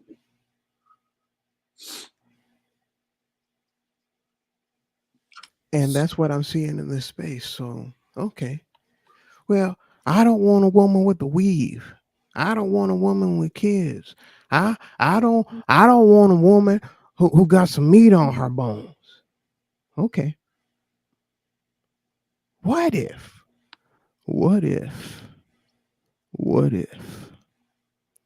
the woman who satisfies your needs has a kid? What if the woman who is able to satisfy your needs, not your wants, I said needs, is a bit overweight? Okay, hold on. Put a pin in that. I'm gonna play this and we're gonna come right back to that because I want Sheed and I want 300 to come in on that because I want to talk about this first, killing the sacred cow, and this first thing he said about this issue that we have. I'm gonna just real quick and we're gonna come back to that. Quite a controversy. What's the theme of the book? That there's 9 really subtle financial myths or financial lies that are super hard to detect. The reason they're difficult to detect is because we look through the lens of the myth. We look through the lens of the lie, and there's a lot of marketing to support that. We look through the lens of the myth. We look through the lens of the lie. We put a pin in that earlier. Son Call, you made full circle come back to that. When we talking about killing the sacred cow, what is the sacred cow? What is the negative ramifications of the sacred cow? Is that lens that they've put on everybody, these red pill rage glasses that Sheed and I cannot no longer stomach and stand because it's a myth. It's not true. This myth that there are not enough good black women, this myth that there are not enough good black men, this myth that the risk is not worth the reward, the lens of the myth. That's what Son Claw was just getting at. All of these, the single mother, the overweight, the BBW, the lens of she's not going to be good enough because of this. She's not going to be good enough because of that. No women are good enough if you listen to the lens of the myth. I want to pass it to my panel. This is why I chose this analogy. The lens of the myth, the lens of the lie that they're giving my son. That's why I created this shit. To remove these rose-colored glasses that these sacred cows want to provide to all men. What y'all got on it, man?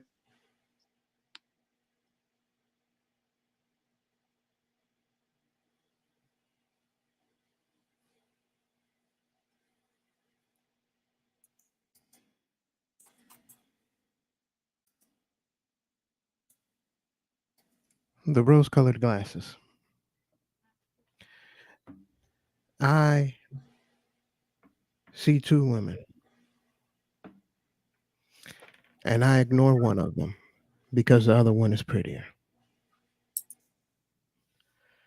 Let me go ahead and check over here in the on this other screen. 1 second. Now testing. There's sound. Okay. Did that come through? Yeah, there's sound in the chat in the other window. I have both open. This one and the YouTube stream. What I was saying, 300, is the lens of the myth 300 laughing like. Okay. So, and here's the thing. That myth is this. You see two women. Now, according to the manosphere, the one who is not as pretty as the other one, I should completely ignore the less pretty of the two women, right? I should go with the prettiest one, the thinnest one. Because who wants an ugly fatty in comparison? Not that she is, I'm just saying in comparison. So you are just going to inspect both to see who has the traits that are most suited to go forward with? Or are you just going to go by the stuff that's on the surface? Because a lot of the manosphere, they like to be talking about these women are overweight and this, that, and the other. I remember Game Changer said, if a woman is overweight, she's not a woman. And I left the panel. And Game Changer had been saying this for like a little while before he got kicked out the space. But he kept saying, if a woman is over a certain weight, then she's not a woman. This is what I'm saying by the lens of the myth. And those people are elevated in this space. Go ahead, 300 like he can't believe it. Yeah, this clown was in this space some way that people respect. Share his videos more than me, more than she. And he was telling other men that if a woman is over a certain weight, then she's not a woman. That's the lens of the myth. That's what this has become. Fucking comic book. He not around no more, but this is the sacred cows because Game Changer was somebody that was held in high regard. These are the sacred cows, these clowns. And these clowns are interwoven. I'm not going to say all of the clowns' names. I slipped up and But said that. perfect, and they forget facts. They forget the fact. I'm overweight. Me too. I'm above my prescribed weight Me right too. now. Me But guess too. what? Guess where I was 2 years ago? I was 50 pounds heavier 2 years ago. I am on a mission and I'm steadily losing weight. I've changed the way I eat. I changed the way that I live in order to be healthier, in order to feel better. Yet, hey, you see that chubby girl over there? Oh, she might be chubby today, and you're thinking over there, oh, she's fat. Hey, do you know where she started from? Do you know whether she's going to a gym? Do you know how she eats? Oh, she's just fat. Yeah, she might make a good mother and this, that, and the other, but she's just fat. 2 years from now, where will she be? Now If she's on a decline, if she's on her purpose, if she's improving herself, where will she be in 2 years? And where will you be? This girl behind the mic says substance, not substance. I hope I said that correctly. Now, I want to go back to what you said from the beginning. But you said the guy said, I'm gonna play it again. I'm gonna play it again.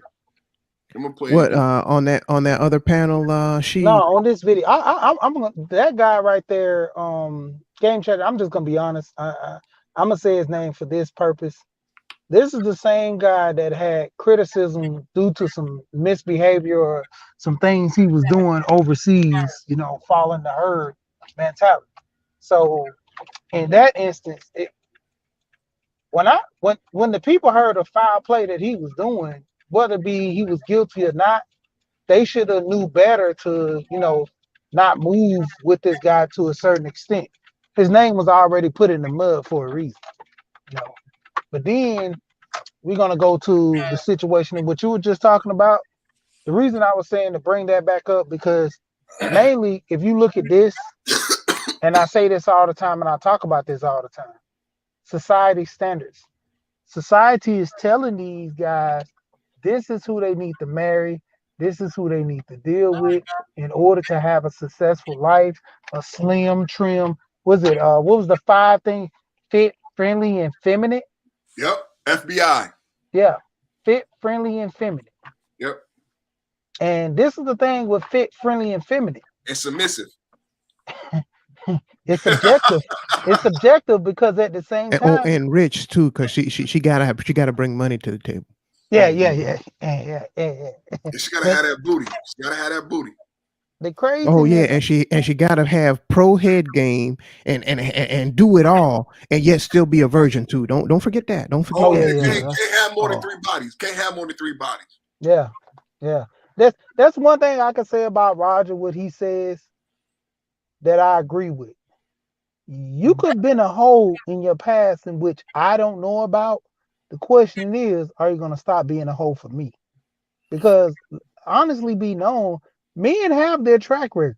We're known for knocking down 15, 20 women or to a number at a time, but we won't want our women to have those numbers.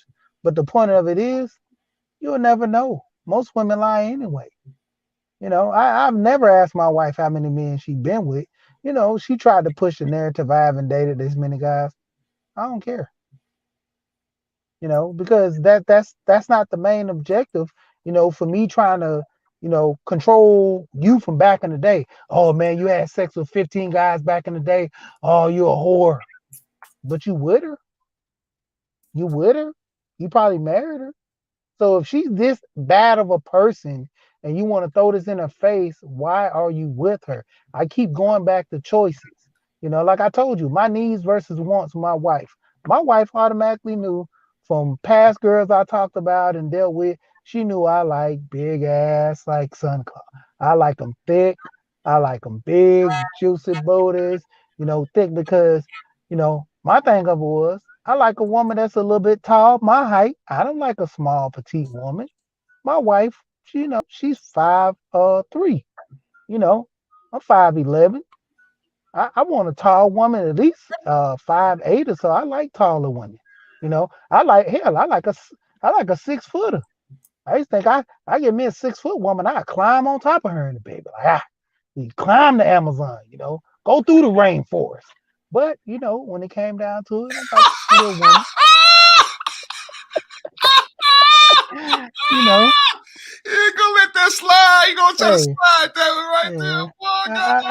I used to dream of, like, I had this one tall chick, man, I was messing with, man, and she was just so wild. But the point of it was, man, I kind of knew she was out of my league because, with her being so tall and wild and had that body on her, I didn't want them problems with all the guys. We cool, messed around, but it was nothing that we was trying to take too serious. Well, me personally, and when the heat was on, I was like, I don't know, you got to change some things. She wasn't willing to change. I would always tell a woman, look, these are some things I see and things you might need to change.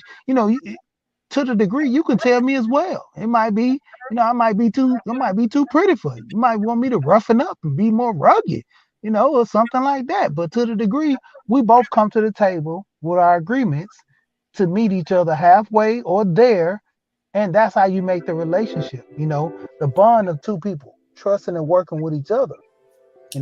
That's the thing that's lost in the conversation when you always hear, man, I need a submissive woman and she better cook my food. So you can't cook for yourself. You don't know how to cook. So how would you survive? For most of the men who are single, who's cooking for you? Are you eating vegetables? Are you taking vitamins? Are you doing the necessary requirements and taking care of yourself? Or are you just looking for that woman to do all that? Have an understanding, man. Make it make sense. That's why I keep going. I'm hearing the guys in the space, and I understand the grievance because I'm here. I understand there's a lot of women that do crazy stuff.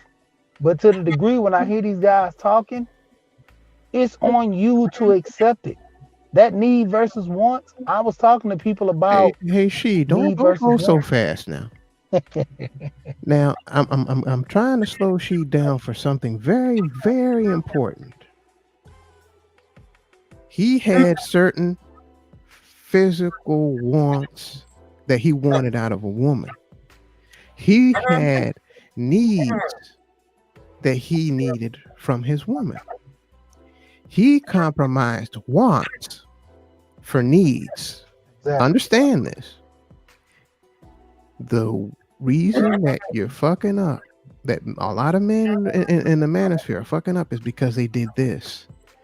They sacrificed and are willing to sacrifice needs for wants.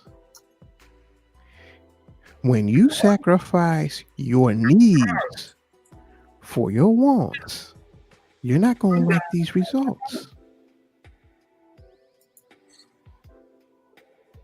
Yeah, she pretty, but she crazy. She pretty, but she done called the cops on me 15 times. She pretty, but she done stabbed me twice. She's pretty, but she moved across the country with my kids. You cannot be sacrificing your needs for your wants. Hey, I need water to survive. I want a Ferrari. Should I sacrifice my need for water in order to obtain a Ferrari?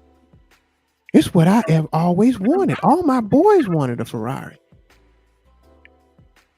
But I need water to live. Yeah, you know what? That sounds right to me.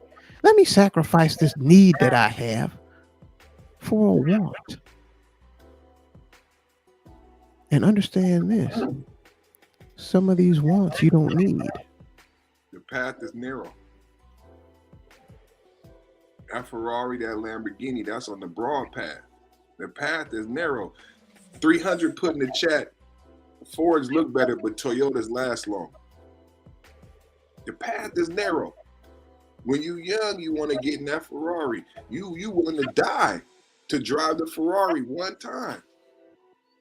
But on the path to enlightenment, it's a narrow path. It can be boring. The Shaolin monk said the key to perfection is repetition. If you ever listen to when we study Arnold Schwarzenegger, and if you study bodybuilders, it's the same diet every day. 2 years until they have the competition. Boiled chicken every day. Can you do that? That's Thanos Monday. Today is Watch It Taco Tuesday. But could you do it? Could you eat boiled chicken every day to beat Arnold Schwarzenegger? You think Arnold did some magic. Arnold didn't do magic. We're not asking you to perform magic. Perfection is attainable. My name is perfect. The Shaolin monk told you, perfection is repetition. Now that's a narrow path. That may be a boring and mundane life. But you have to ask yourself, what is your goal? Is your goal perfection? Is your goal enlightenment? The other part to this video, I won't even play it. I'll just say it. The other part that he's going to say next is that it's not only the rose-colored lenses, he said, but it's another lie that these sacred cows tell in this space. He said, and that is the lie of the finite pie. I want the brothers to go there next, because I want the people listening and the people listening in the replay and the haters to get fodder, because I want my son to benefit. So I don't mind if the player haters come and get educated also, because that's going to improve them too, because that's why God put me here. The myth of the finite pie, that there's not enough to go around. See, you don't have to say enough money, enough pussy, enough booty like the pirates. The pirates went after what? Pirates want booty. And the myth of the finite pie says there's not enough booty to go around. But that's a lie. That's the myth. But see, how do they make it true, right? What's the sacred cow? So they say, well, we got to knock out all the single mothers, right? We got to knock out all the overweight women. We got to knock out anybody under 5 feet. We got to knock out anybody over 6. You see what I'm saying? This is how Perfect. What about if I meet that overweight woman at the gym working out, and I also see her in the supermarket pushing a cart with vegetables and healthy foods in it. she don't count. Well, she don't count. Okay, No, there's a finite pie. There's okay. a Then finite. she no good then, right?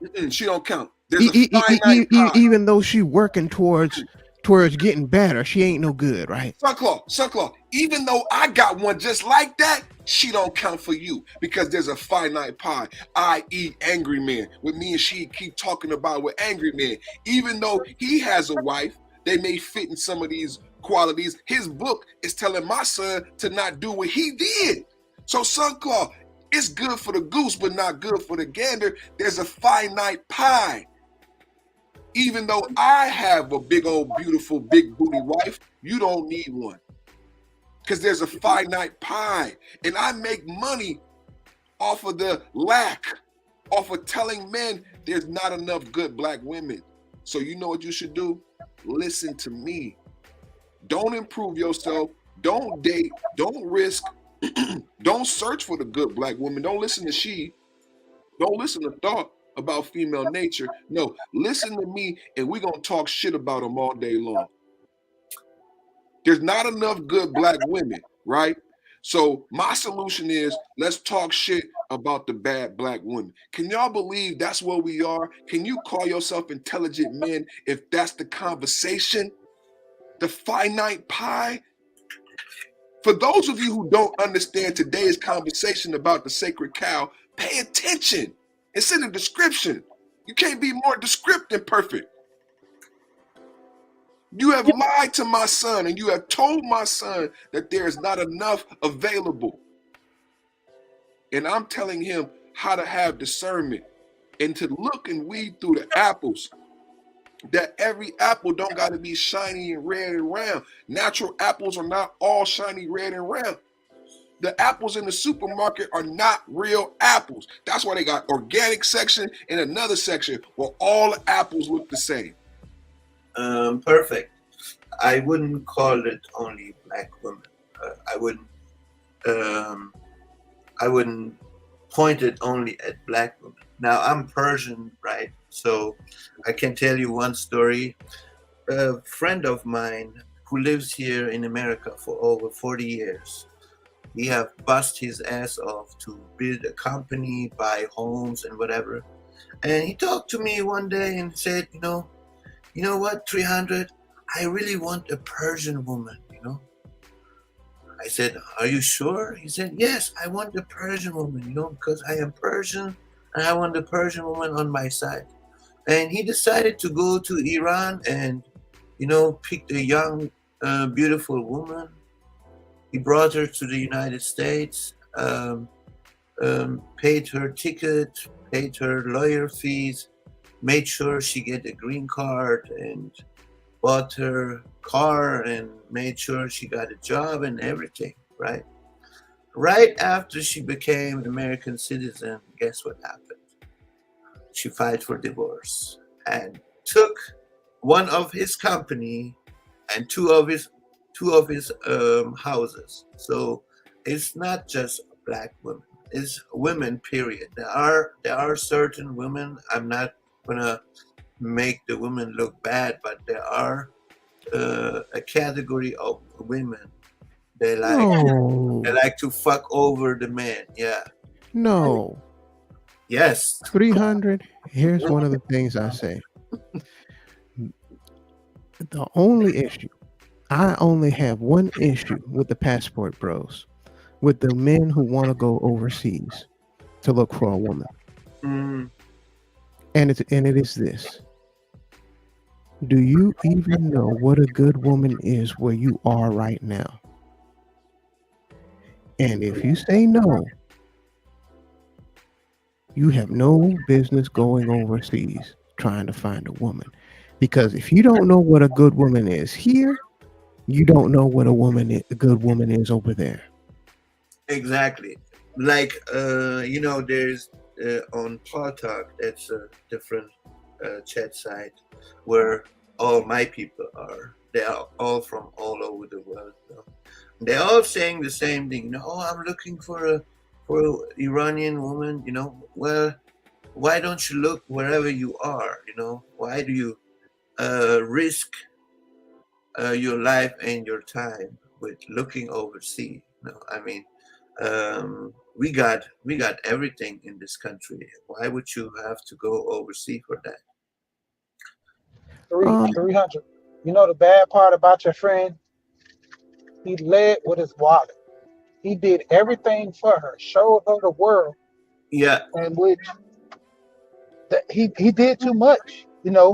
If you're a well-to-do man, and I always say this, guys want to be passport bros or what they call SYSBM, but the whole thing is this: if you can't function in America, you can't function overseas, because once, just like your friend, you're gonna have to lead with your wallet. Your wallet gonna have to dominate the conversation. I'll bring you to my country. I'll do this for you. You're doing everything for her. In return, she's not growing with you because you're bringing her along. That's the difference. Even over here in America, the women that are Americanized. I always say this: my wife's Jamaican. I didn't meet her in Jamaica. I met her in America. If I've messed with Chinese women, talked to them, you know, a lot of people. My friend, of course, it's funny how he got his wife overseas, but my other friend, his wife, she's from the islands. He met her in America, and I tell guys, you got all multicultural women in this environment. Why not talk to these women over here? See how they carry. Most most first to degree second generation, they got themselves together. They like this country. They like being, a part of something, and they still have that culture of family. That was the one thing key that I got from the relationship, and I always talking with my wife. She was big on family. And if you deal with a woman that's big on social and the whole I guess what do you call it? Not entertainment, but the value of clothes and money and stuff like that, you automatically lose, because she's developed into this Americanized ways that she got to have the best of the best by the name tag. You know, hey, Sheed, you remember when you were signing a contract in front of your family and friends, right? yeah. And what did you say when you were over there in front of that notary? Oh, I'm sorry, people. For all y'all who are not in the know, the priest is basically a notary, and your family members are the witnesses witnessing the signing. But it's a verbal contract, you see. So what do they say for sicker or for poorer, right? Yep. For richer or poorer, for sickness or in health. To death do you part. Exactly. So when you're leading with your pocket, you're saying for richer or for richer. And when that poorer sets in, because look at this right now. You could have had a whole bunch of apartment buildings, right? And you had buku bucks coming in. And this situation went down where the government is saying you can't kick nobody out for not paying their rent. For 2 years, you didn't have a dime coming in. For 2 years, you had to continue paying the maintenance of these buildings and not a dime coming in. You had to continue paying the mortgage on these buildings with not a dime coming in. You had to keep on maintaining your household, paying your cars, and paying your bills without a dime coming in. But the agreement that you made with her was for only richer. Can you be mad at her if she leaves you? If that's the understanding y'all came to, that it was only for richer?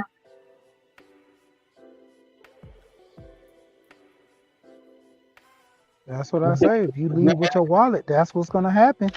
That brings Most of us these guys not understanding that. Leading with your wallet. that brings us to the last part of the video. It was two things we discussed so far: the myth, the lens of the myth, right? Looking at life through those rose-colored lenses, right? The lens of the myth. The next was the myth of the finite pie, and we discussed game changer and the limitations to your success by believing that there's not enough good women out there. And then my brother 300 qualified that by saying it's not just about black women, but this belief that there's not enough good women, period. And why not find a good woman where you are? Why do we make these divisions, right?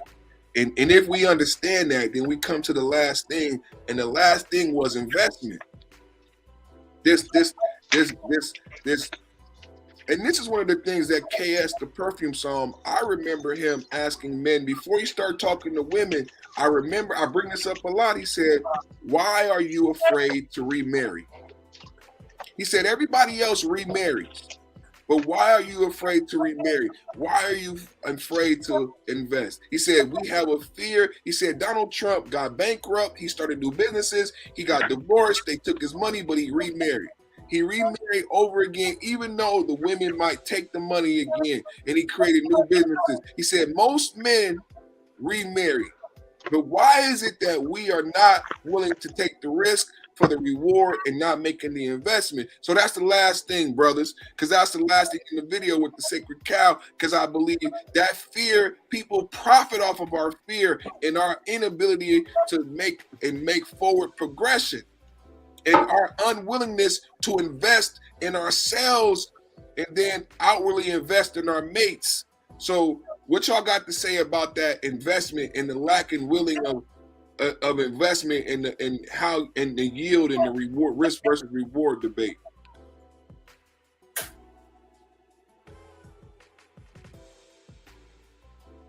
Not everybody at once.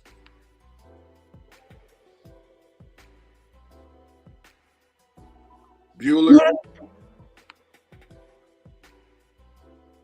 Oh, I thought 300 was going. That's No, go ahead. no. I seen your. I didn't hear the question. Say it again. Okay. Well, go ahead, Sheed, and then we throw it to 300. Go ahead, Sheed. this is the crazy part about that situation. A lot of guys start off with the intent, getting married, having a successful life, and you have things happen. You get a divorce, you got to restart the whole process over again. Investing, into these women to have that future, that's where a lot of guys are messing up at, because, first of all, you invest in, just like Suncloud was talking about earlier, you invest in a company that yield bad dividends. The exchange every month was horrible, and now the whole fear of picking a penny stock and still tanking out kind of ruins you, and that's what essentially most relationships are. They're penny stocks. You don't know the outcome of these. You don't know the outcome of these stocks. They're penny stocks. You taking a gamble on them. But the point of it is, a lot of guys, that's what they do. They take gamble on penny stocks because they don't look at the investment. They're not sitting here running the numbers saying, okay, if I invest in this company, and within this many years they're going to produce this, they're going to hand me this, they're going to do this, they're going to do that. No, they're taking a gamble on penny stocks. They're not saying, well, like you said about the vetting process. And to me, the whole thing with the vetting process, if you don't really know that person and you don't know yourself, the vetting process don't work, because you don't know what you want out of this woman. So the vetting process really doesn't work. Even to the degree you going after these, women for rich or poor, death do you part. Okay, the situation happened. Why not go back out there and get on a horse? You know all the things that you've done wrong the first time. Are you going to still go through those same mistakes? You're older, you're wiser. You don't make, for a person that's divorced, 3-4 times, you know, you have to question yourself. Do you actually need to be married? You know, to an extent, I can give the first one on the person. You were young, you didn't match up. Second one, you were trying to look for love, but she changed up on you. You getting up in the years. It's a pattern going on in which you're pulling toxic people to you, you know, to a degree. Some people are not, literally going after these people. Some people are actually pulling these people to them because that's what they're attracted to. That's the whole thing that gets them, booming and want to go, is that type of person that just a mess. I mean, having an understanding, I've made this mistake. That's the whole point with a courting process, to where, you know, your first actual date with a woman should be on the phone, not at Red Lobster or Roof Chris, or taking her to a movies, or even buying a cup of coffee. I wouldn't even go as far as buying a cup of coffee on the first date if we ain't talked on the phone for at least a week. I want to say some things that kind of throw you off. I'm be like, what's your favorite color? And how many men you mess with? It's not even the point of you answering a question. It's just the point of your reaction, because a lot of people get thrown off. And to an extent, I would just go ahead and say, I don't need to know the answer. I just want to see your reaction. How are you up under pressure? I wanted to ask, what is your credit score? Say something funny that nobody talks about. A situation. When I met you, I seen you had a blemish on your cheek. What, you got hit upside the head or something? Being funny, but I'm honestly wanting to know, were you in a battered relationship? Is this something I'm gonna have to deal with through the course of our relationship? How many bad relationships have you actually been in? If you have kids, what is the situation between you and your baby father? Because we going into this marriage, if you're still dealing with these issues from a past relationship, what ultimately happens? You get the divorce, because you can't trust the person, you can't be around them. Their issues are getting too much to make it your issue.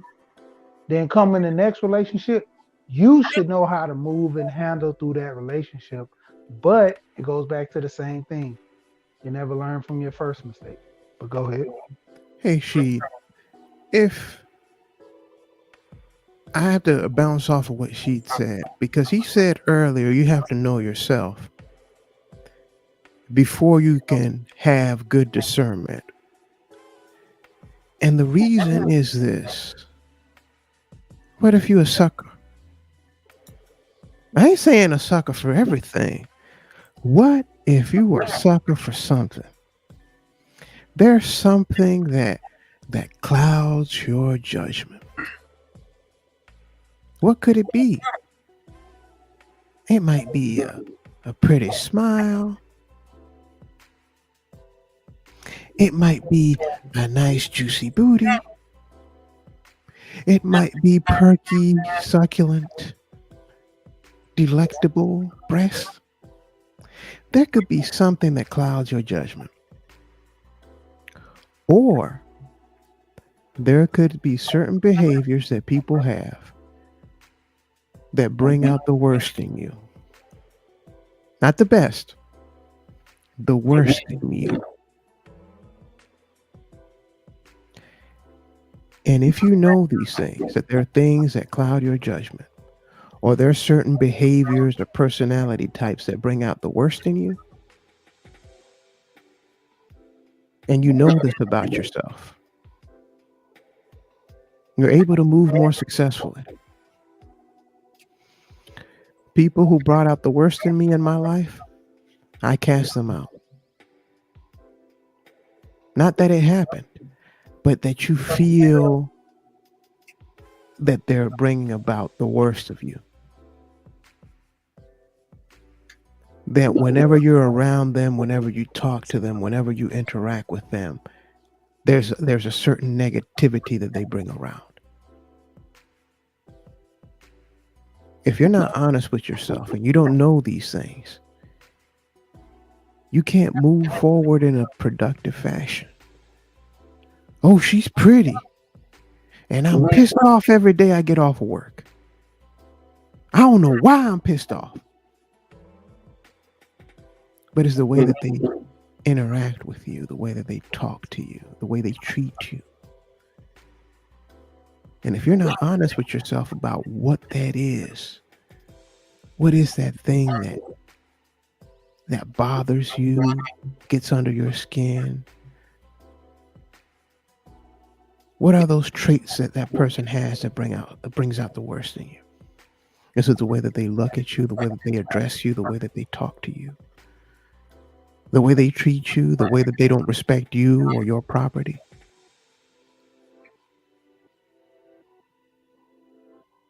You can't be productive.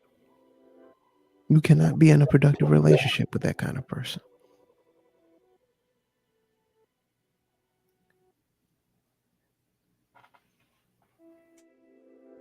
What's your FICA?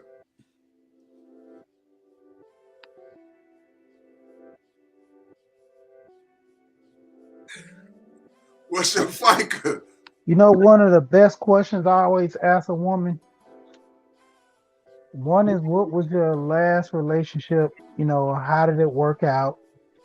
And to a degree, what was your best and your worst relationship? Because that can kind of define the way you move, you know, according to relationships. You know, the last relationship, if it was mutual, that means you had a degree of element, you know, for it breaking up, because, you know, nothing is pretty much mutual. You have, to a degree, you have one person breaks up because they can't stand the other person, or just to a degree, you know, you just get tired of the mess. You know, I've seen this on several other panels and women talking. They always claim that, you know, to an instance, I would say honestly, there's some women that say, we broke up because of me. I wasn't over my last relationship, or I wasn't this. And then you have the guys, they'll have to pry it out of them to say, you know, basically, you know, I didn't want to deal with this lady in this fashion. But it's all depending on, you know, them and their emotions on how they handle the relationship. But asking those questions, how was your last relationship, determines what type of, you know, way you was in too deep or not.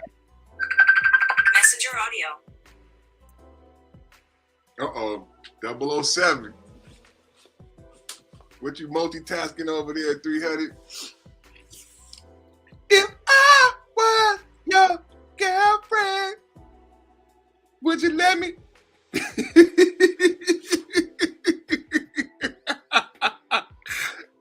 Yeah, man. Investment, man. The investment. She makes a good point, and I believe that the Perfume song, he touched a sensitive spot, and I believe after that point he started talking to women, because we didn't have an answer. We still haven't worked through our trauma. Rogus uncovered that today. We didn't have an answer as to why are we not willing to invest, because the answer comes back to the perfect man, the journey to Apothos, because not willing to remarry, not willing to reinvest is saying, I'm not willing to reinvest in myself. I'm not willing to bet on myself. Are you willing to bet on you? That's what is watching Taco Tuesday. Man, I mean, I'm blowing up over here. That better be a Cash App, you monkey mouth motherfuckers over here texting me when I'm live. It better be a Cash App. It's not. But back to what I was saying. Shout out to the Perfume song.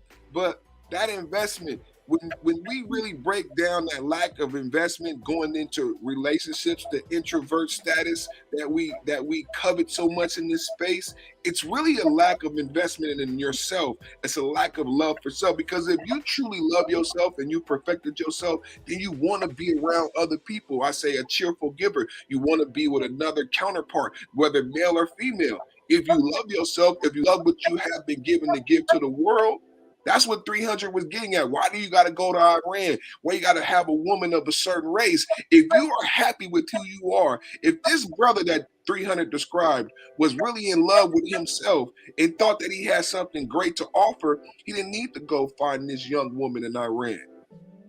I'm the prize. I don't need to go buy a prize. Think about the mental perspective in those rose-colored lenses. He didn't see himself as the prize. She did. She saw him as the fatted cow. She slaughtered his ass. Took everything from his monkey ass. Right? Because he didn't see himself as a prize. She saw him as a prize when he got off the motherfucking plane. Mama, that's our ticket, mama. If he would have seen himself as a prize, and those people who are passport bros, if they love themselves, if they saw themselves as the prize, they wouldn't have to go to some third world country and make somebody who is not on your level the prize. Y'all follow my train of thought? You making something external, not yourself. I say king me. In chess, in checkers, what does it say? It says king me. Ain't that, remember that as a child? I'm a Leo, so I loved that. I love that. King me. Perfect. I want to share something with you all. You know, when I was a kid, my dad told me, I want to give you something on your way for your future. And I said, what's that? He said, remember these 3 words: where, when, and why. You know, why do you want to get married? Where do you want to get married? You know, a lot of people don't know the real reason why they want to get married. You know? Everybody got different reasons for getting married. Some people want to get married because they are lonely. Some people want to get married because they are broke. They cannot take care of their own life. Some people want to get married because they want to build something with somebody. You know, everybody got different reasons. And, you know, you have to really choose wisely, you know, with who you want to spend your time with, you know, because that's something you will never get back.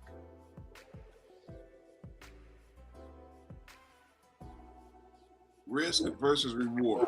Oh, 300. You had to go there, didn't you? And I'm glad that you did. Yeah. There are some people out there who have had fantasies of marriage since they were little.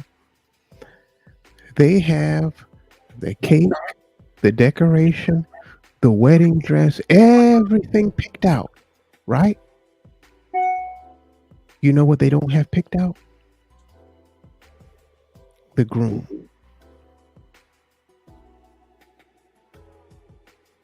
They have the date, the location, what they're going to wear, the decorations, the cake, and all of the dishes that are going to be served at the ceremony.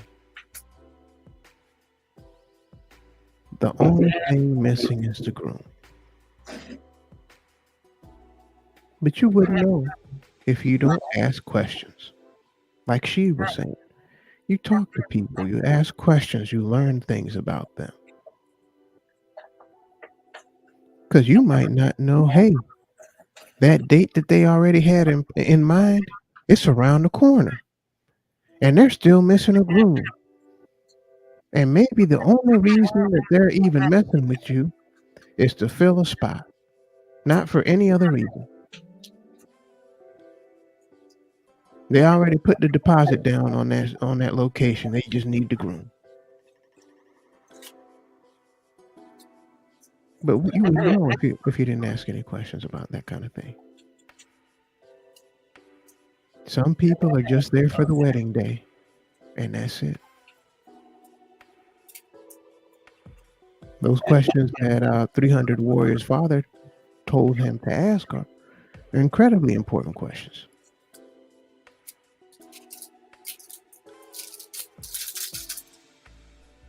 Hey, check your text. Perfect. I just sent something to you. You might want to play.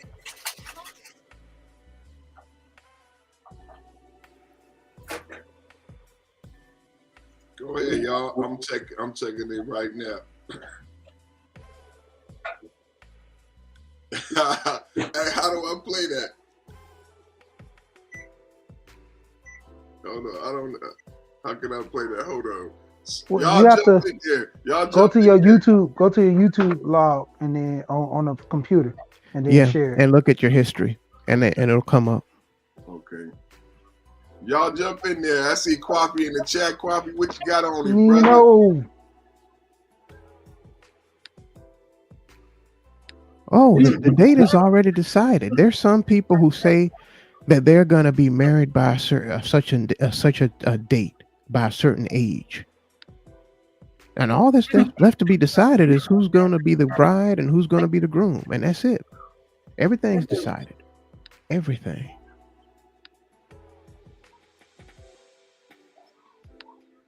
Let me mute up.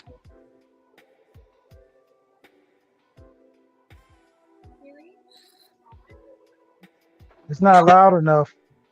Siri, call my boyfriend. You don't have a boyfriend. The only boyfriend you have is in your imagination. Siri, call my boyfriend.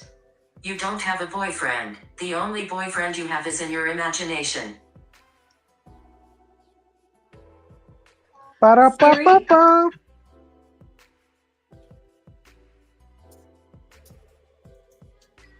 With the commercial, ba-ba-ba-ba-ba. I'm loving it. Hey, did you ever see that awards show, that sports awards show? They had Jamie Foxx as a show, ESPN. Oh, well, he killed that guy. No, and he was teasing Serena Williams. Oh, no, I ain't see that. Oh my God. He said up there on the stage, yeah, Venus. No, he said, hey, Serena, you know, we've been going out together for like 5 years. And he said, in my mind.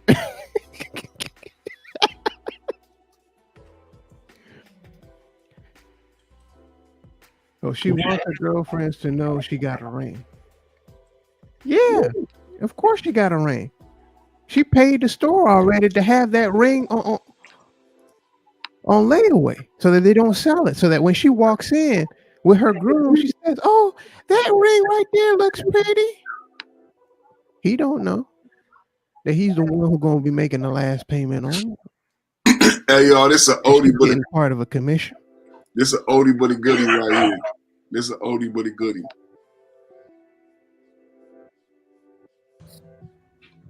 Oh, hell no. Oh, hell no. This bitch got me all the way fucked up. Hell no. The fuck is really going on? What the fuck is going on in here? Who the fuck is this? The fuck is you in here doing? It's a fucking sex doll. That ain't a motherfucking sex doll.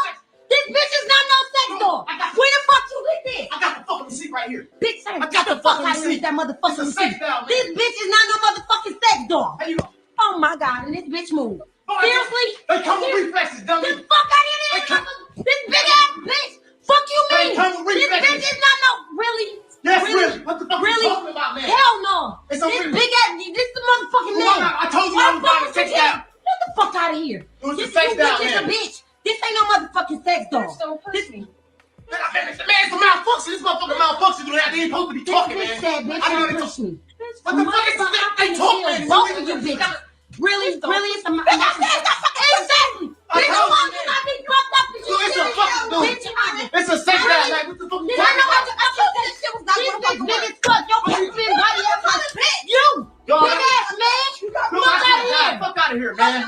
Listen, that motherfucker, it's a dysfunctional, man. I don't know. Something wrong with it. Really? I got the receipt. I don't know why the fuck she walking by herself. Because she returning that motherfucking self. I don't know why the fuck you she. in there. Yo, I swear to God, I got the fucking Bitch, receipt, fuck dummy. you and get the fuck out.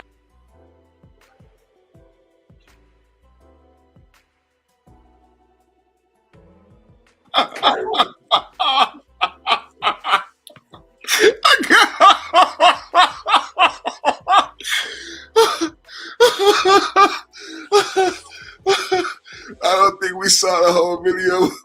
We didn't see the whole video last time. I'm gonna rewind that. We're gonna run that back. We're gonna run that back. This is the first time we got to see the whole video. Auntie played this. Auntie stops. Oh my God. Everybody want to be perfect. Everybody want to be perfect. Auntie played this. Auntie played it. If Auntie played it, he played it after me. Oh man. Oh man. Auntie played this. Oh my God. And he gave the man's channel a strike. Ain't that some shit? It's some haters and some suckers in this space. It's like this is what we talking about with the sacred cows. I could play the video, right? They could whoever you talking about. And matter of fact, Quabi, don't bring up nobody else's name in my chat.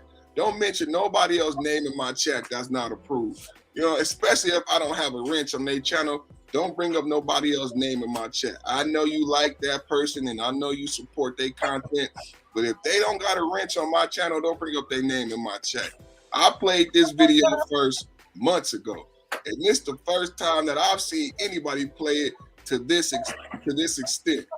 So, you know, man, and I'm not even gonna go there because God is good and I've been manifesting positivity. So I'm gonna continue to manifest positivity. You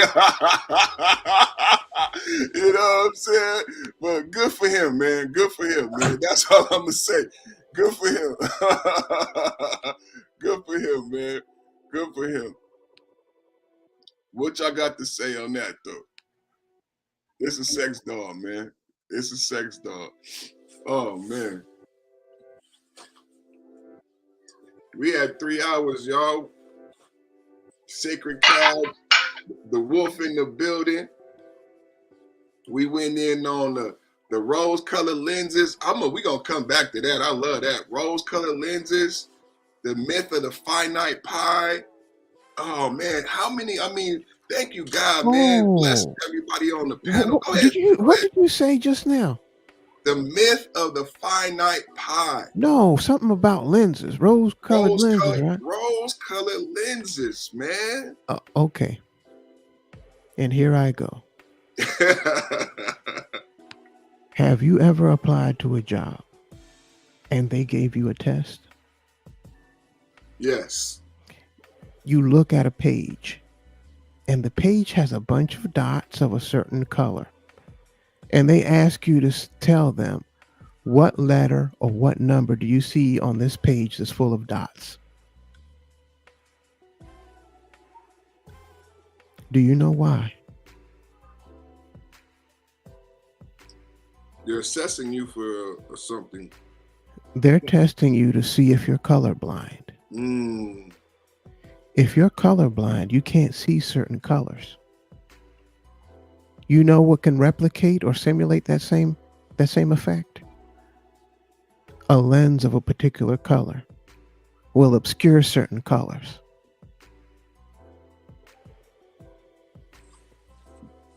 You won't be able to see what's in front of you. It will create a blind spot. These tinted lenses are a type of artificial color blindness. That makes you unable to see certain details, certain things that might be right there in front of your face. Wow. I think trained engineers and people who work for certain critical companies or in certain critical areas, they have to be tested for color blindness. Because if they have to pull that red lever and they're unable to discern red from some of the other colors, because they might have a red color blindness, or they might have a green color blindness, or they might have a yellow color blindness. It's not that they can't see any color, it's that they can't see some colors. And that's the same thing that tinted glasses do. They take away your ability to accurately perceive certain colors and hues.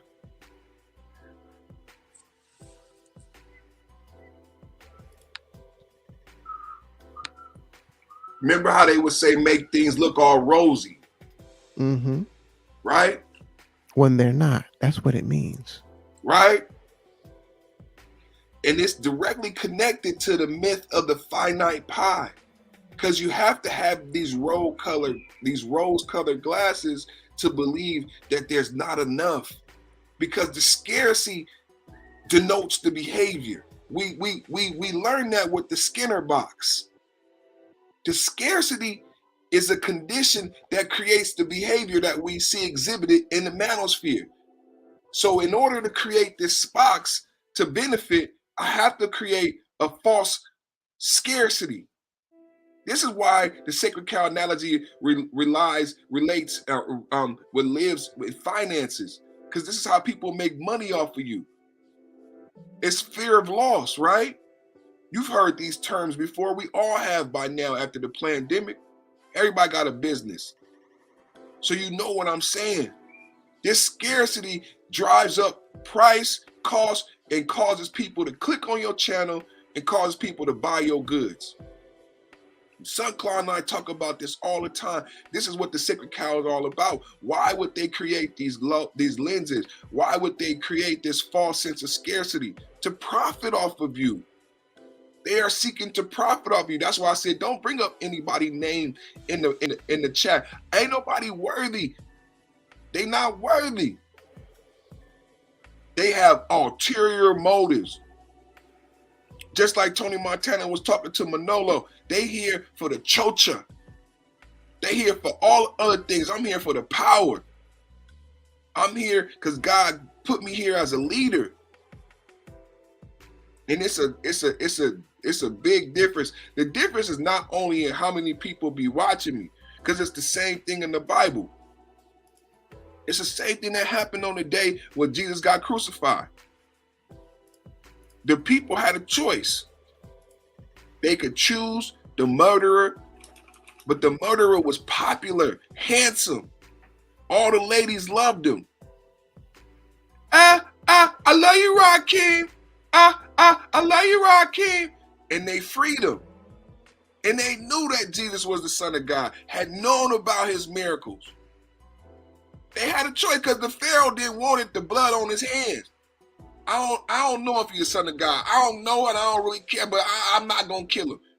Well, the Pharisees, we got to get rid of him because he's spreading all this in the land. He's doing all this shit. But why you got me to do it? Why is he here? You got to kill him. I'm not going to kill him. Today is my birthday. We're going to leave it up to the people. And the people had a choice. It's a choice in this sector. And every time I come back, I make more videos, it be evident to me that I'm not the choice. I get it. But what keeps me coming back, what keeps me creating content is that I'm not doing it for man. Just like I don't put my destiny in the hands of man. How many times have y'all tried to flag me down and stop me? I'm still here. I don't put my destiny in the hands of man. So I'm not doing this for man. That's true spirituality. That's why I'm able to give you these messages like this. Game Changer, these other clowns, even Angry Man clown ass, because Angry Man champion Game Changer. I heard Angry Man say Game Changer name in a positive light. All these clowns will tell you that there's a finite pie. Just like Sunclaw's analogy, don't date her. But motherfucker, you're married to a single mother, motherfucker. Don't date her. She's overweight, but you married to a big old pretty bitch, you motherfucker.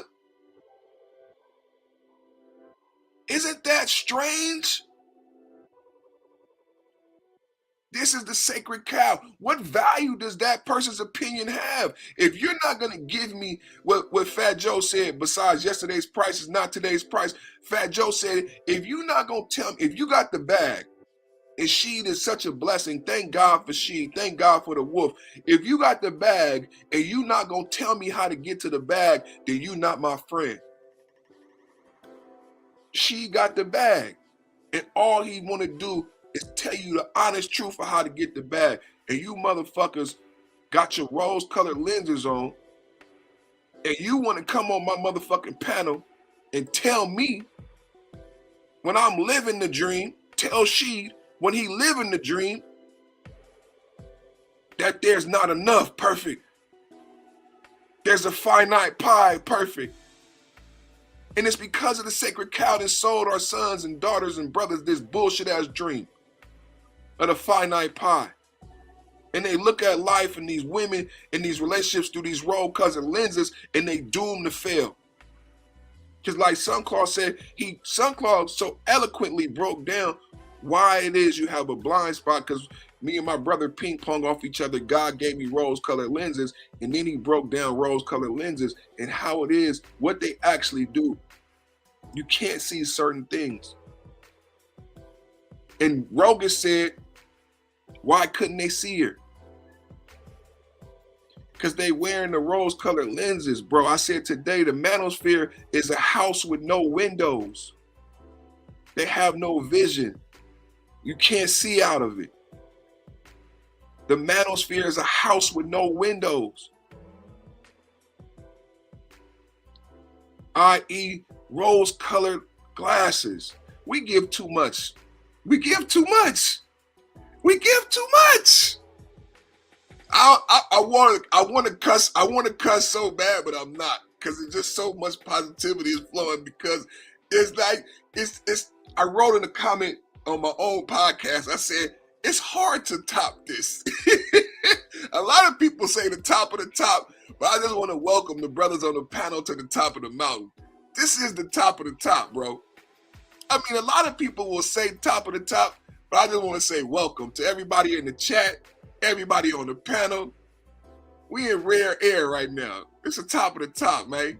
You might want to get the pilot that turned on the light. You feel me? You might want to get your mask on, man. We above a certain altitude, man. The oxygen is thin up here, man. You feel me? We in rare air, man. It's the top of the top, man. For the people who didn't know what the podcast is about, I know you know now, huh? Top it. Top it. You got a channel?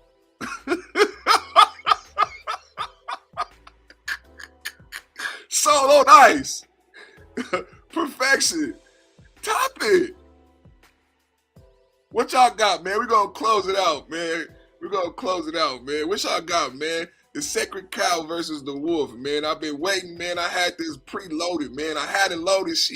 I heard some feelings just with the thumbnail. I let the thumbnail sit out there, man. I had this loaded up, man. And God is so good, man. And God came, man, and we just hit a home run today, man. Check him out. Check out 300, man. Hey, happy birthday to my brother 300, man. Happy birthday, man. Bless you, man. God is so good to keep you here with us, teaching us and being our friend. I love you. I love your family. Happy birthday. Many more. You know what I said about the birthday? I told my brother the other day, I preached a sermon about a gift being transactional. People don't understand how gifts are transactional. People might say, you get a gift on your birthday, but you don't get a gift if you don't reach your birthday. Hey, perfect. I wanted to mention something real quick. There's a little known song from the early 90s by a group called Snap. I might have mentioned it before. And the song is by the title, I Got the Power. And the hook of the song is, I got the power. The sacred cows and their tinted lenses. That's funny that you mentioned that, Sankla. I used to be his background dancer. Back in the days. Wow, that's so dope. That's a European group. I believe it. That's so dope. Here's the thing: the tinted glasses over your eyes that these sacred cows put there make you forget that you have the power. You have the power to control your destiny. You have the power to control your life. Oh, this is because of the gynocracy. This is because of the government. This is because of this, that, and the other. And they never remind you of the fact that you have the power. I got the power. I've got the power not to accept mediocre people in my life. I have got the power not to accept the unacceptable into my life. I've got the power. How are you going to tell me that I don't? When I always have and I always will. I think that to me is the biggest crime perpetrated on the men of the manosphere is this incessant and constant droning and brainwashing into making the men forget that they've got the power. Or even worse, not informing those who don't know that they have the power.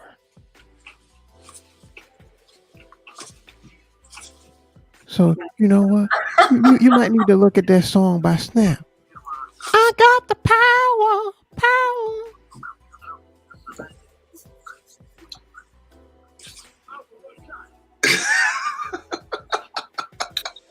I think we need to do a routine. Perfect.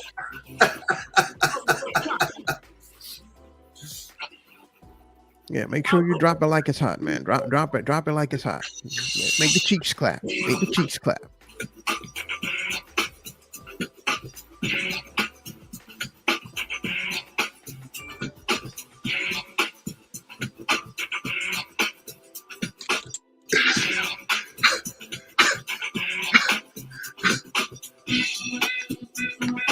Who's next? Who's next? Who's next? Who's next on the close, man? What y'all got, man? Who's next, man? Well, I'm just gonna keep it short. Like I say, man, knowledge of self.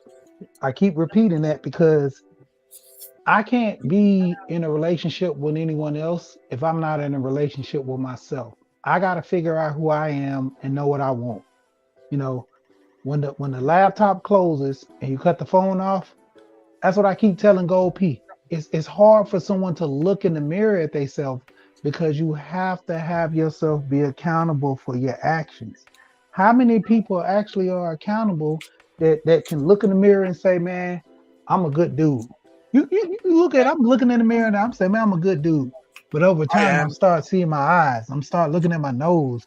I'm start thinking about stuff in my head, and I'm like, am I? But me, I can smile and say, I am. But how many people can say that? I can. You're right. And once again, that's my short, man. I ain't gonna go. That's my short.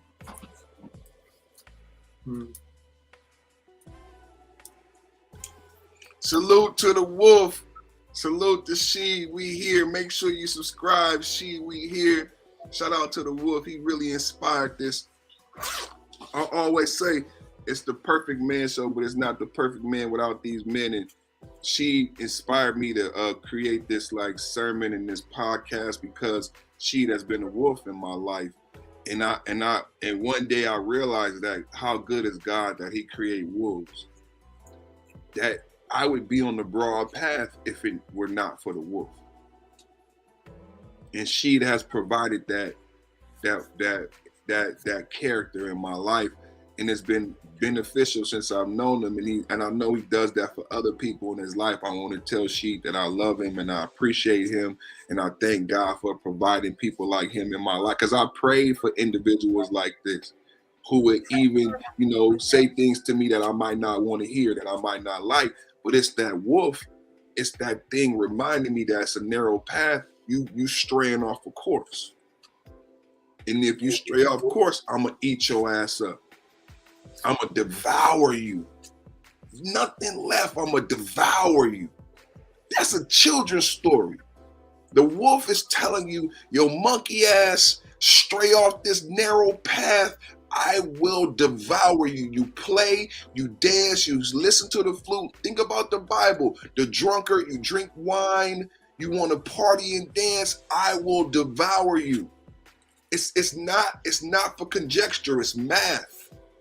This is the equilibrium. The equalizer is the wolf. The wolf exists to clean up the road. If you don't believe the path is narrow, the wolf exists. You got the great white shark. You got wolves. Get your ass out there in the open water. Shark gonna eat your ass up. It's a narrow path. Stay downstream. Keep your head down. Stay downstream. The salmon, the spawn, when they spawn, it's a narrow path. Get your ass off track. Bears is gonna eat your ass up. So thank you, She, man. Thank you for being the wolf, man. Thank you for what you provide. For those who don't understand the analogy, y'all can rewind, check out the 3 Little Pigs, think about the wolves in your life, take off the rose-colored lenses, because what happens is people will ignore the wolf. Brittany Renner, she told you, I'm a wolf. The scorpion said, I'm a scorpion. The frog said, why did you sting me? The scorpion said, I'm a scorpion. Brittany Renner said, I'm a scorpion. You knew I was a scorpion. You don't, your lenses are not allowing you to see the wolf, not allowing you to see the scorpion. Let me say one thing, because I know I need to go charge my phone. It's about to die on 5%. The crazy part is this, and I'm gonna keep going back to it. She gave you everything. She just wasn't the scorpion. She wasn't the shark, anything, the snake, serpent, slithering. She was the one that wrote a book letting you know that I'm gonna do this to you. She was the one that prayed on you in school and told people that she was gonna do this to you. That I told you, the looks, that forbidden fruit, that apple. So many men want that apple, but they don't want, they know that it's a forbidden fruit.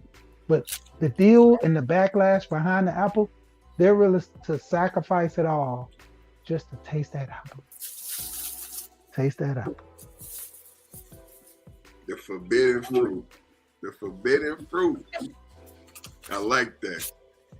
And hey, sometimes you got to put on rose-colored lenses to go in. Like, you know how you put that before you eat something? Remember being a kid where you might cover your nose but you still eat it? Sometime, you know, have you ever, I'm not going to say my sex. Oh shit, I'm going to tell on myself.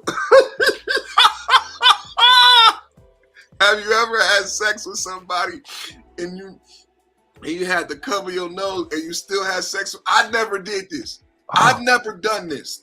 I've never done this. I'm saying though, have you ever, you know, still ate the food anyway? No. I've never done this. I've never, but you said this the rose-colored lenses. Have you, even though the food looked bad, have you still ate the food anyway? I've never done that. I didn't eat it. I didn't. But this is what the road to good intentions is paved. It's paved with a lot of dirty draws, I'm telling you. A lot of dirty draws. Okay, 300. What you got, 300? What you got, 300? I got nothing to say. 300 did it. I didn't do it. Look at my brother Kid seeing red in the bed. It looks like he's not a booty man, more like a breast turned up. Oh man. Shout out to Kid seeing red. You ate it. I did not. I didn't do it. I'm just saying, you know, take off the lenses, man. Take off the mask, man, so you can smell the roses. Don't they say that? Smell the roses, you know what I'm saying? And then what did Andre 3000 say that my brother Sunclaw like to say a lot? To make sure that roses don't smell like what? Them rose-colored lenses got you thinking boo-boo is roses. Manosphere. Stop being a hypocrite. Take off the rose-colored lenses and smell the boo-boo. Manosphere. Well, that's why I got a gas mask. I implore you, Manosphere. The sacred cow is a manure machine. The sacred cow, Rael uncovered the sacred cow. Rael said, what value do you bring? The sacred cow says, I don't have to do anything. I am valuable simply because I am a cow. He said it over and over again. I don't have to do anything. You worship me because I exist. I am an old heifer. You worship me because I am an old heifer. Rael and the men in this space are saying, if you do not provide value, we are willing to slay the sacred cow. If you are not providing value to this space, we no longer accept your value and your deity. We no longer worship you simply because you exist. We yield to the wolf. We yield to the wolf. What you gonna say, 300?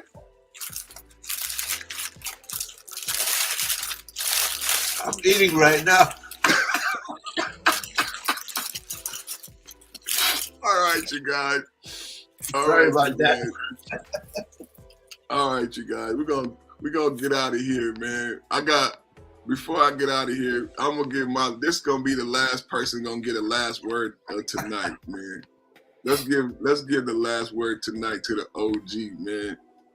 And this how we gonna close it out, man. Cause it's all about the elderly, the elderly. We gotta listen to our elders, man. We gotta listen to our elders. So we're gonna give our elder the last word. Yo, what's cracking, what's motherfucking cracking? Like I always say, black, white, brown, yellow, orange, pink, Asian. I'm looking for a thick booty bitch. Hey man, you Latinos, you packing? Hit me the fuck up. Don't come dry, mama. Bring your jug, bring a blunt. Let's get wet. Let's get lit. I love all you thoughts. Remember this. Love. Stay wet. Thick booty bitches, I love you.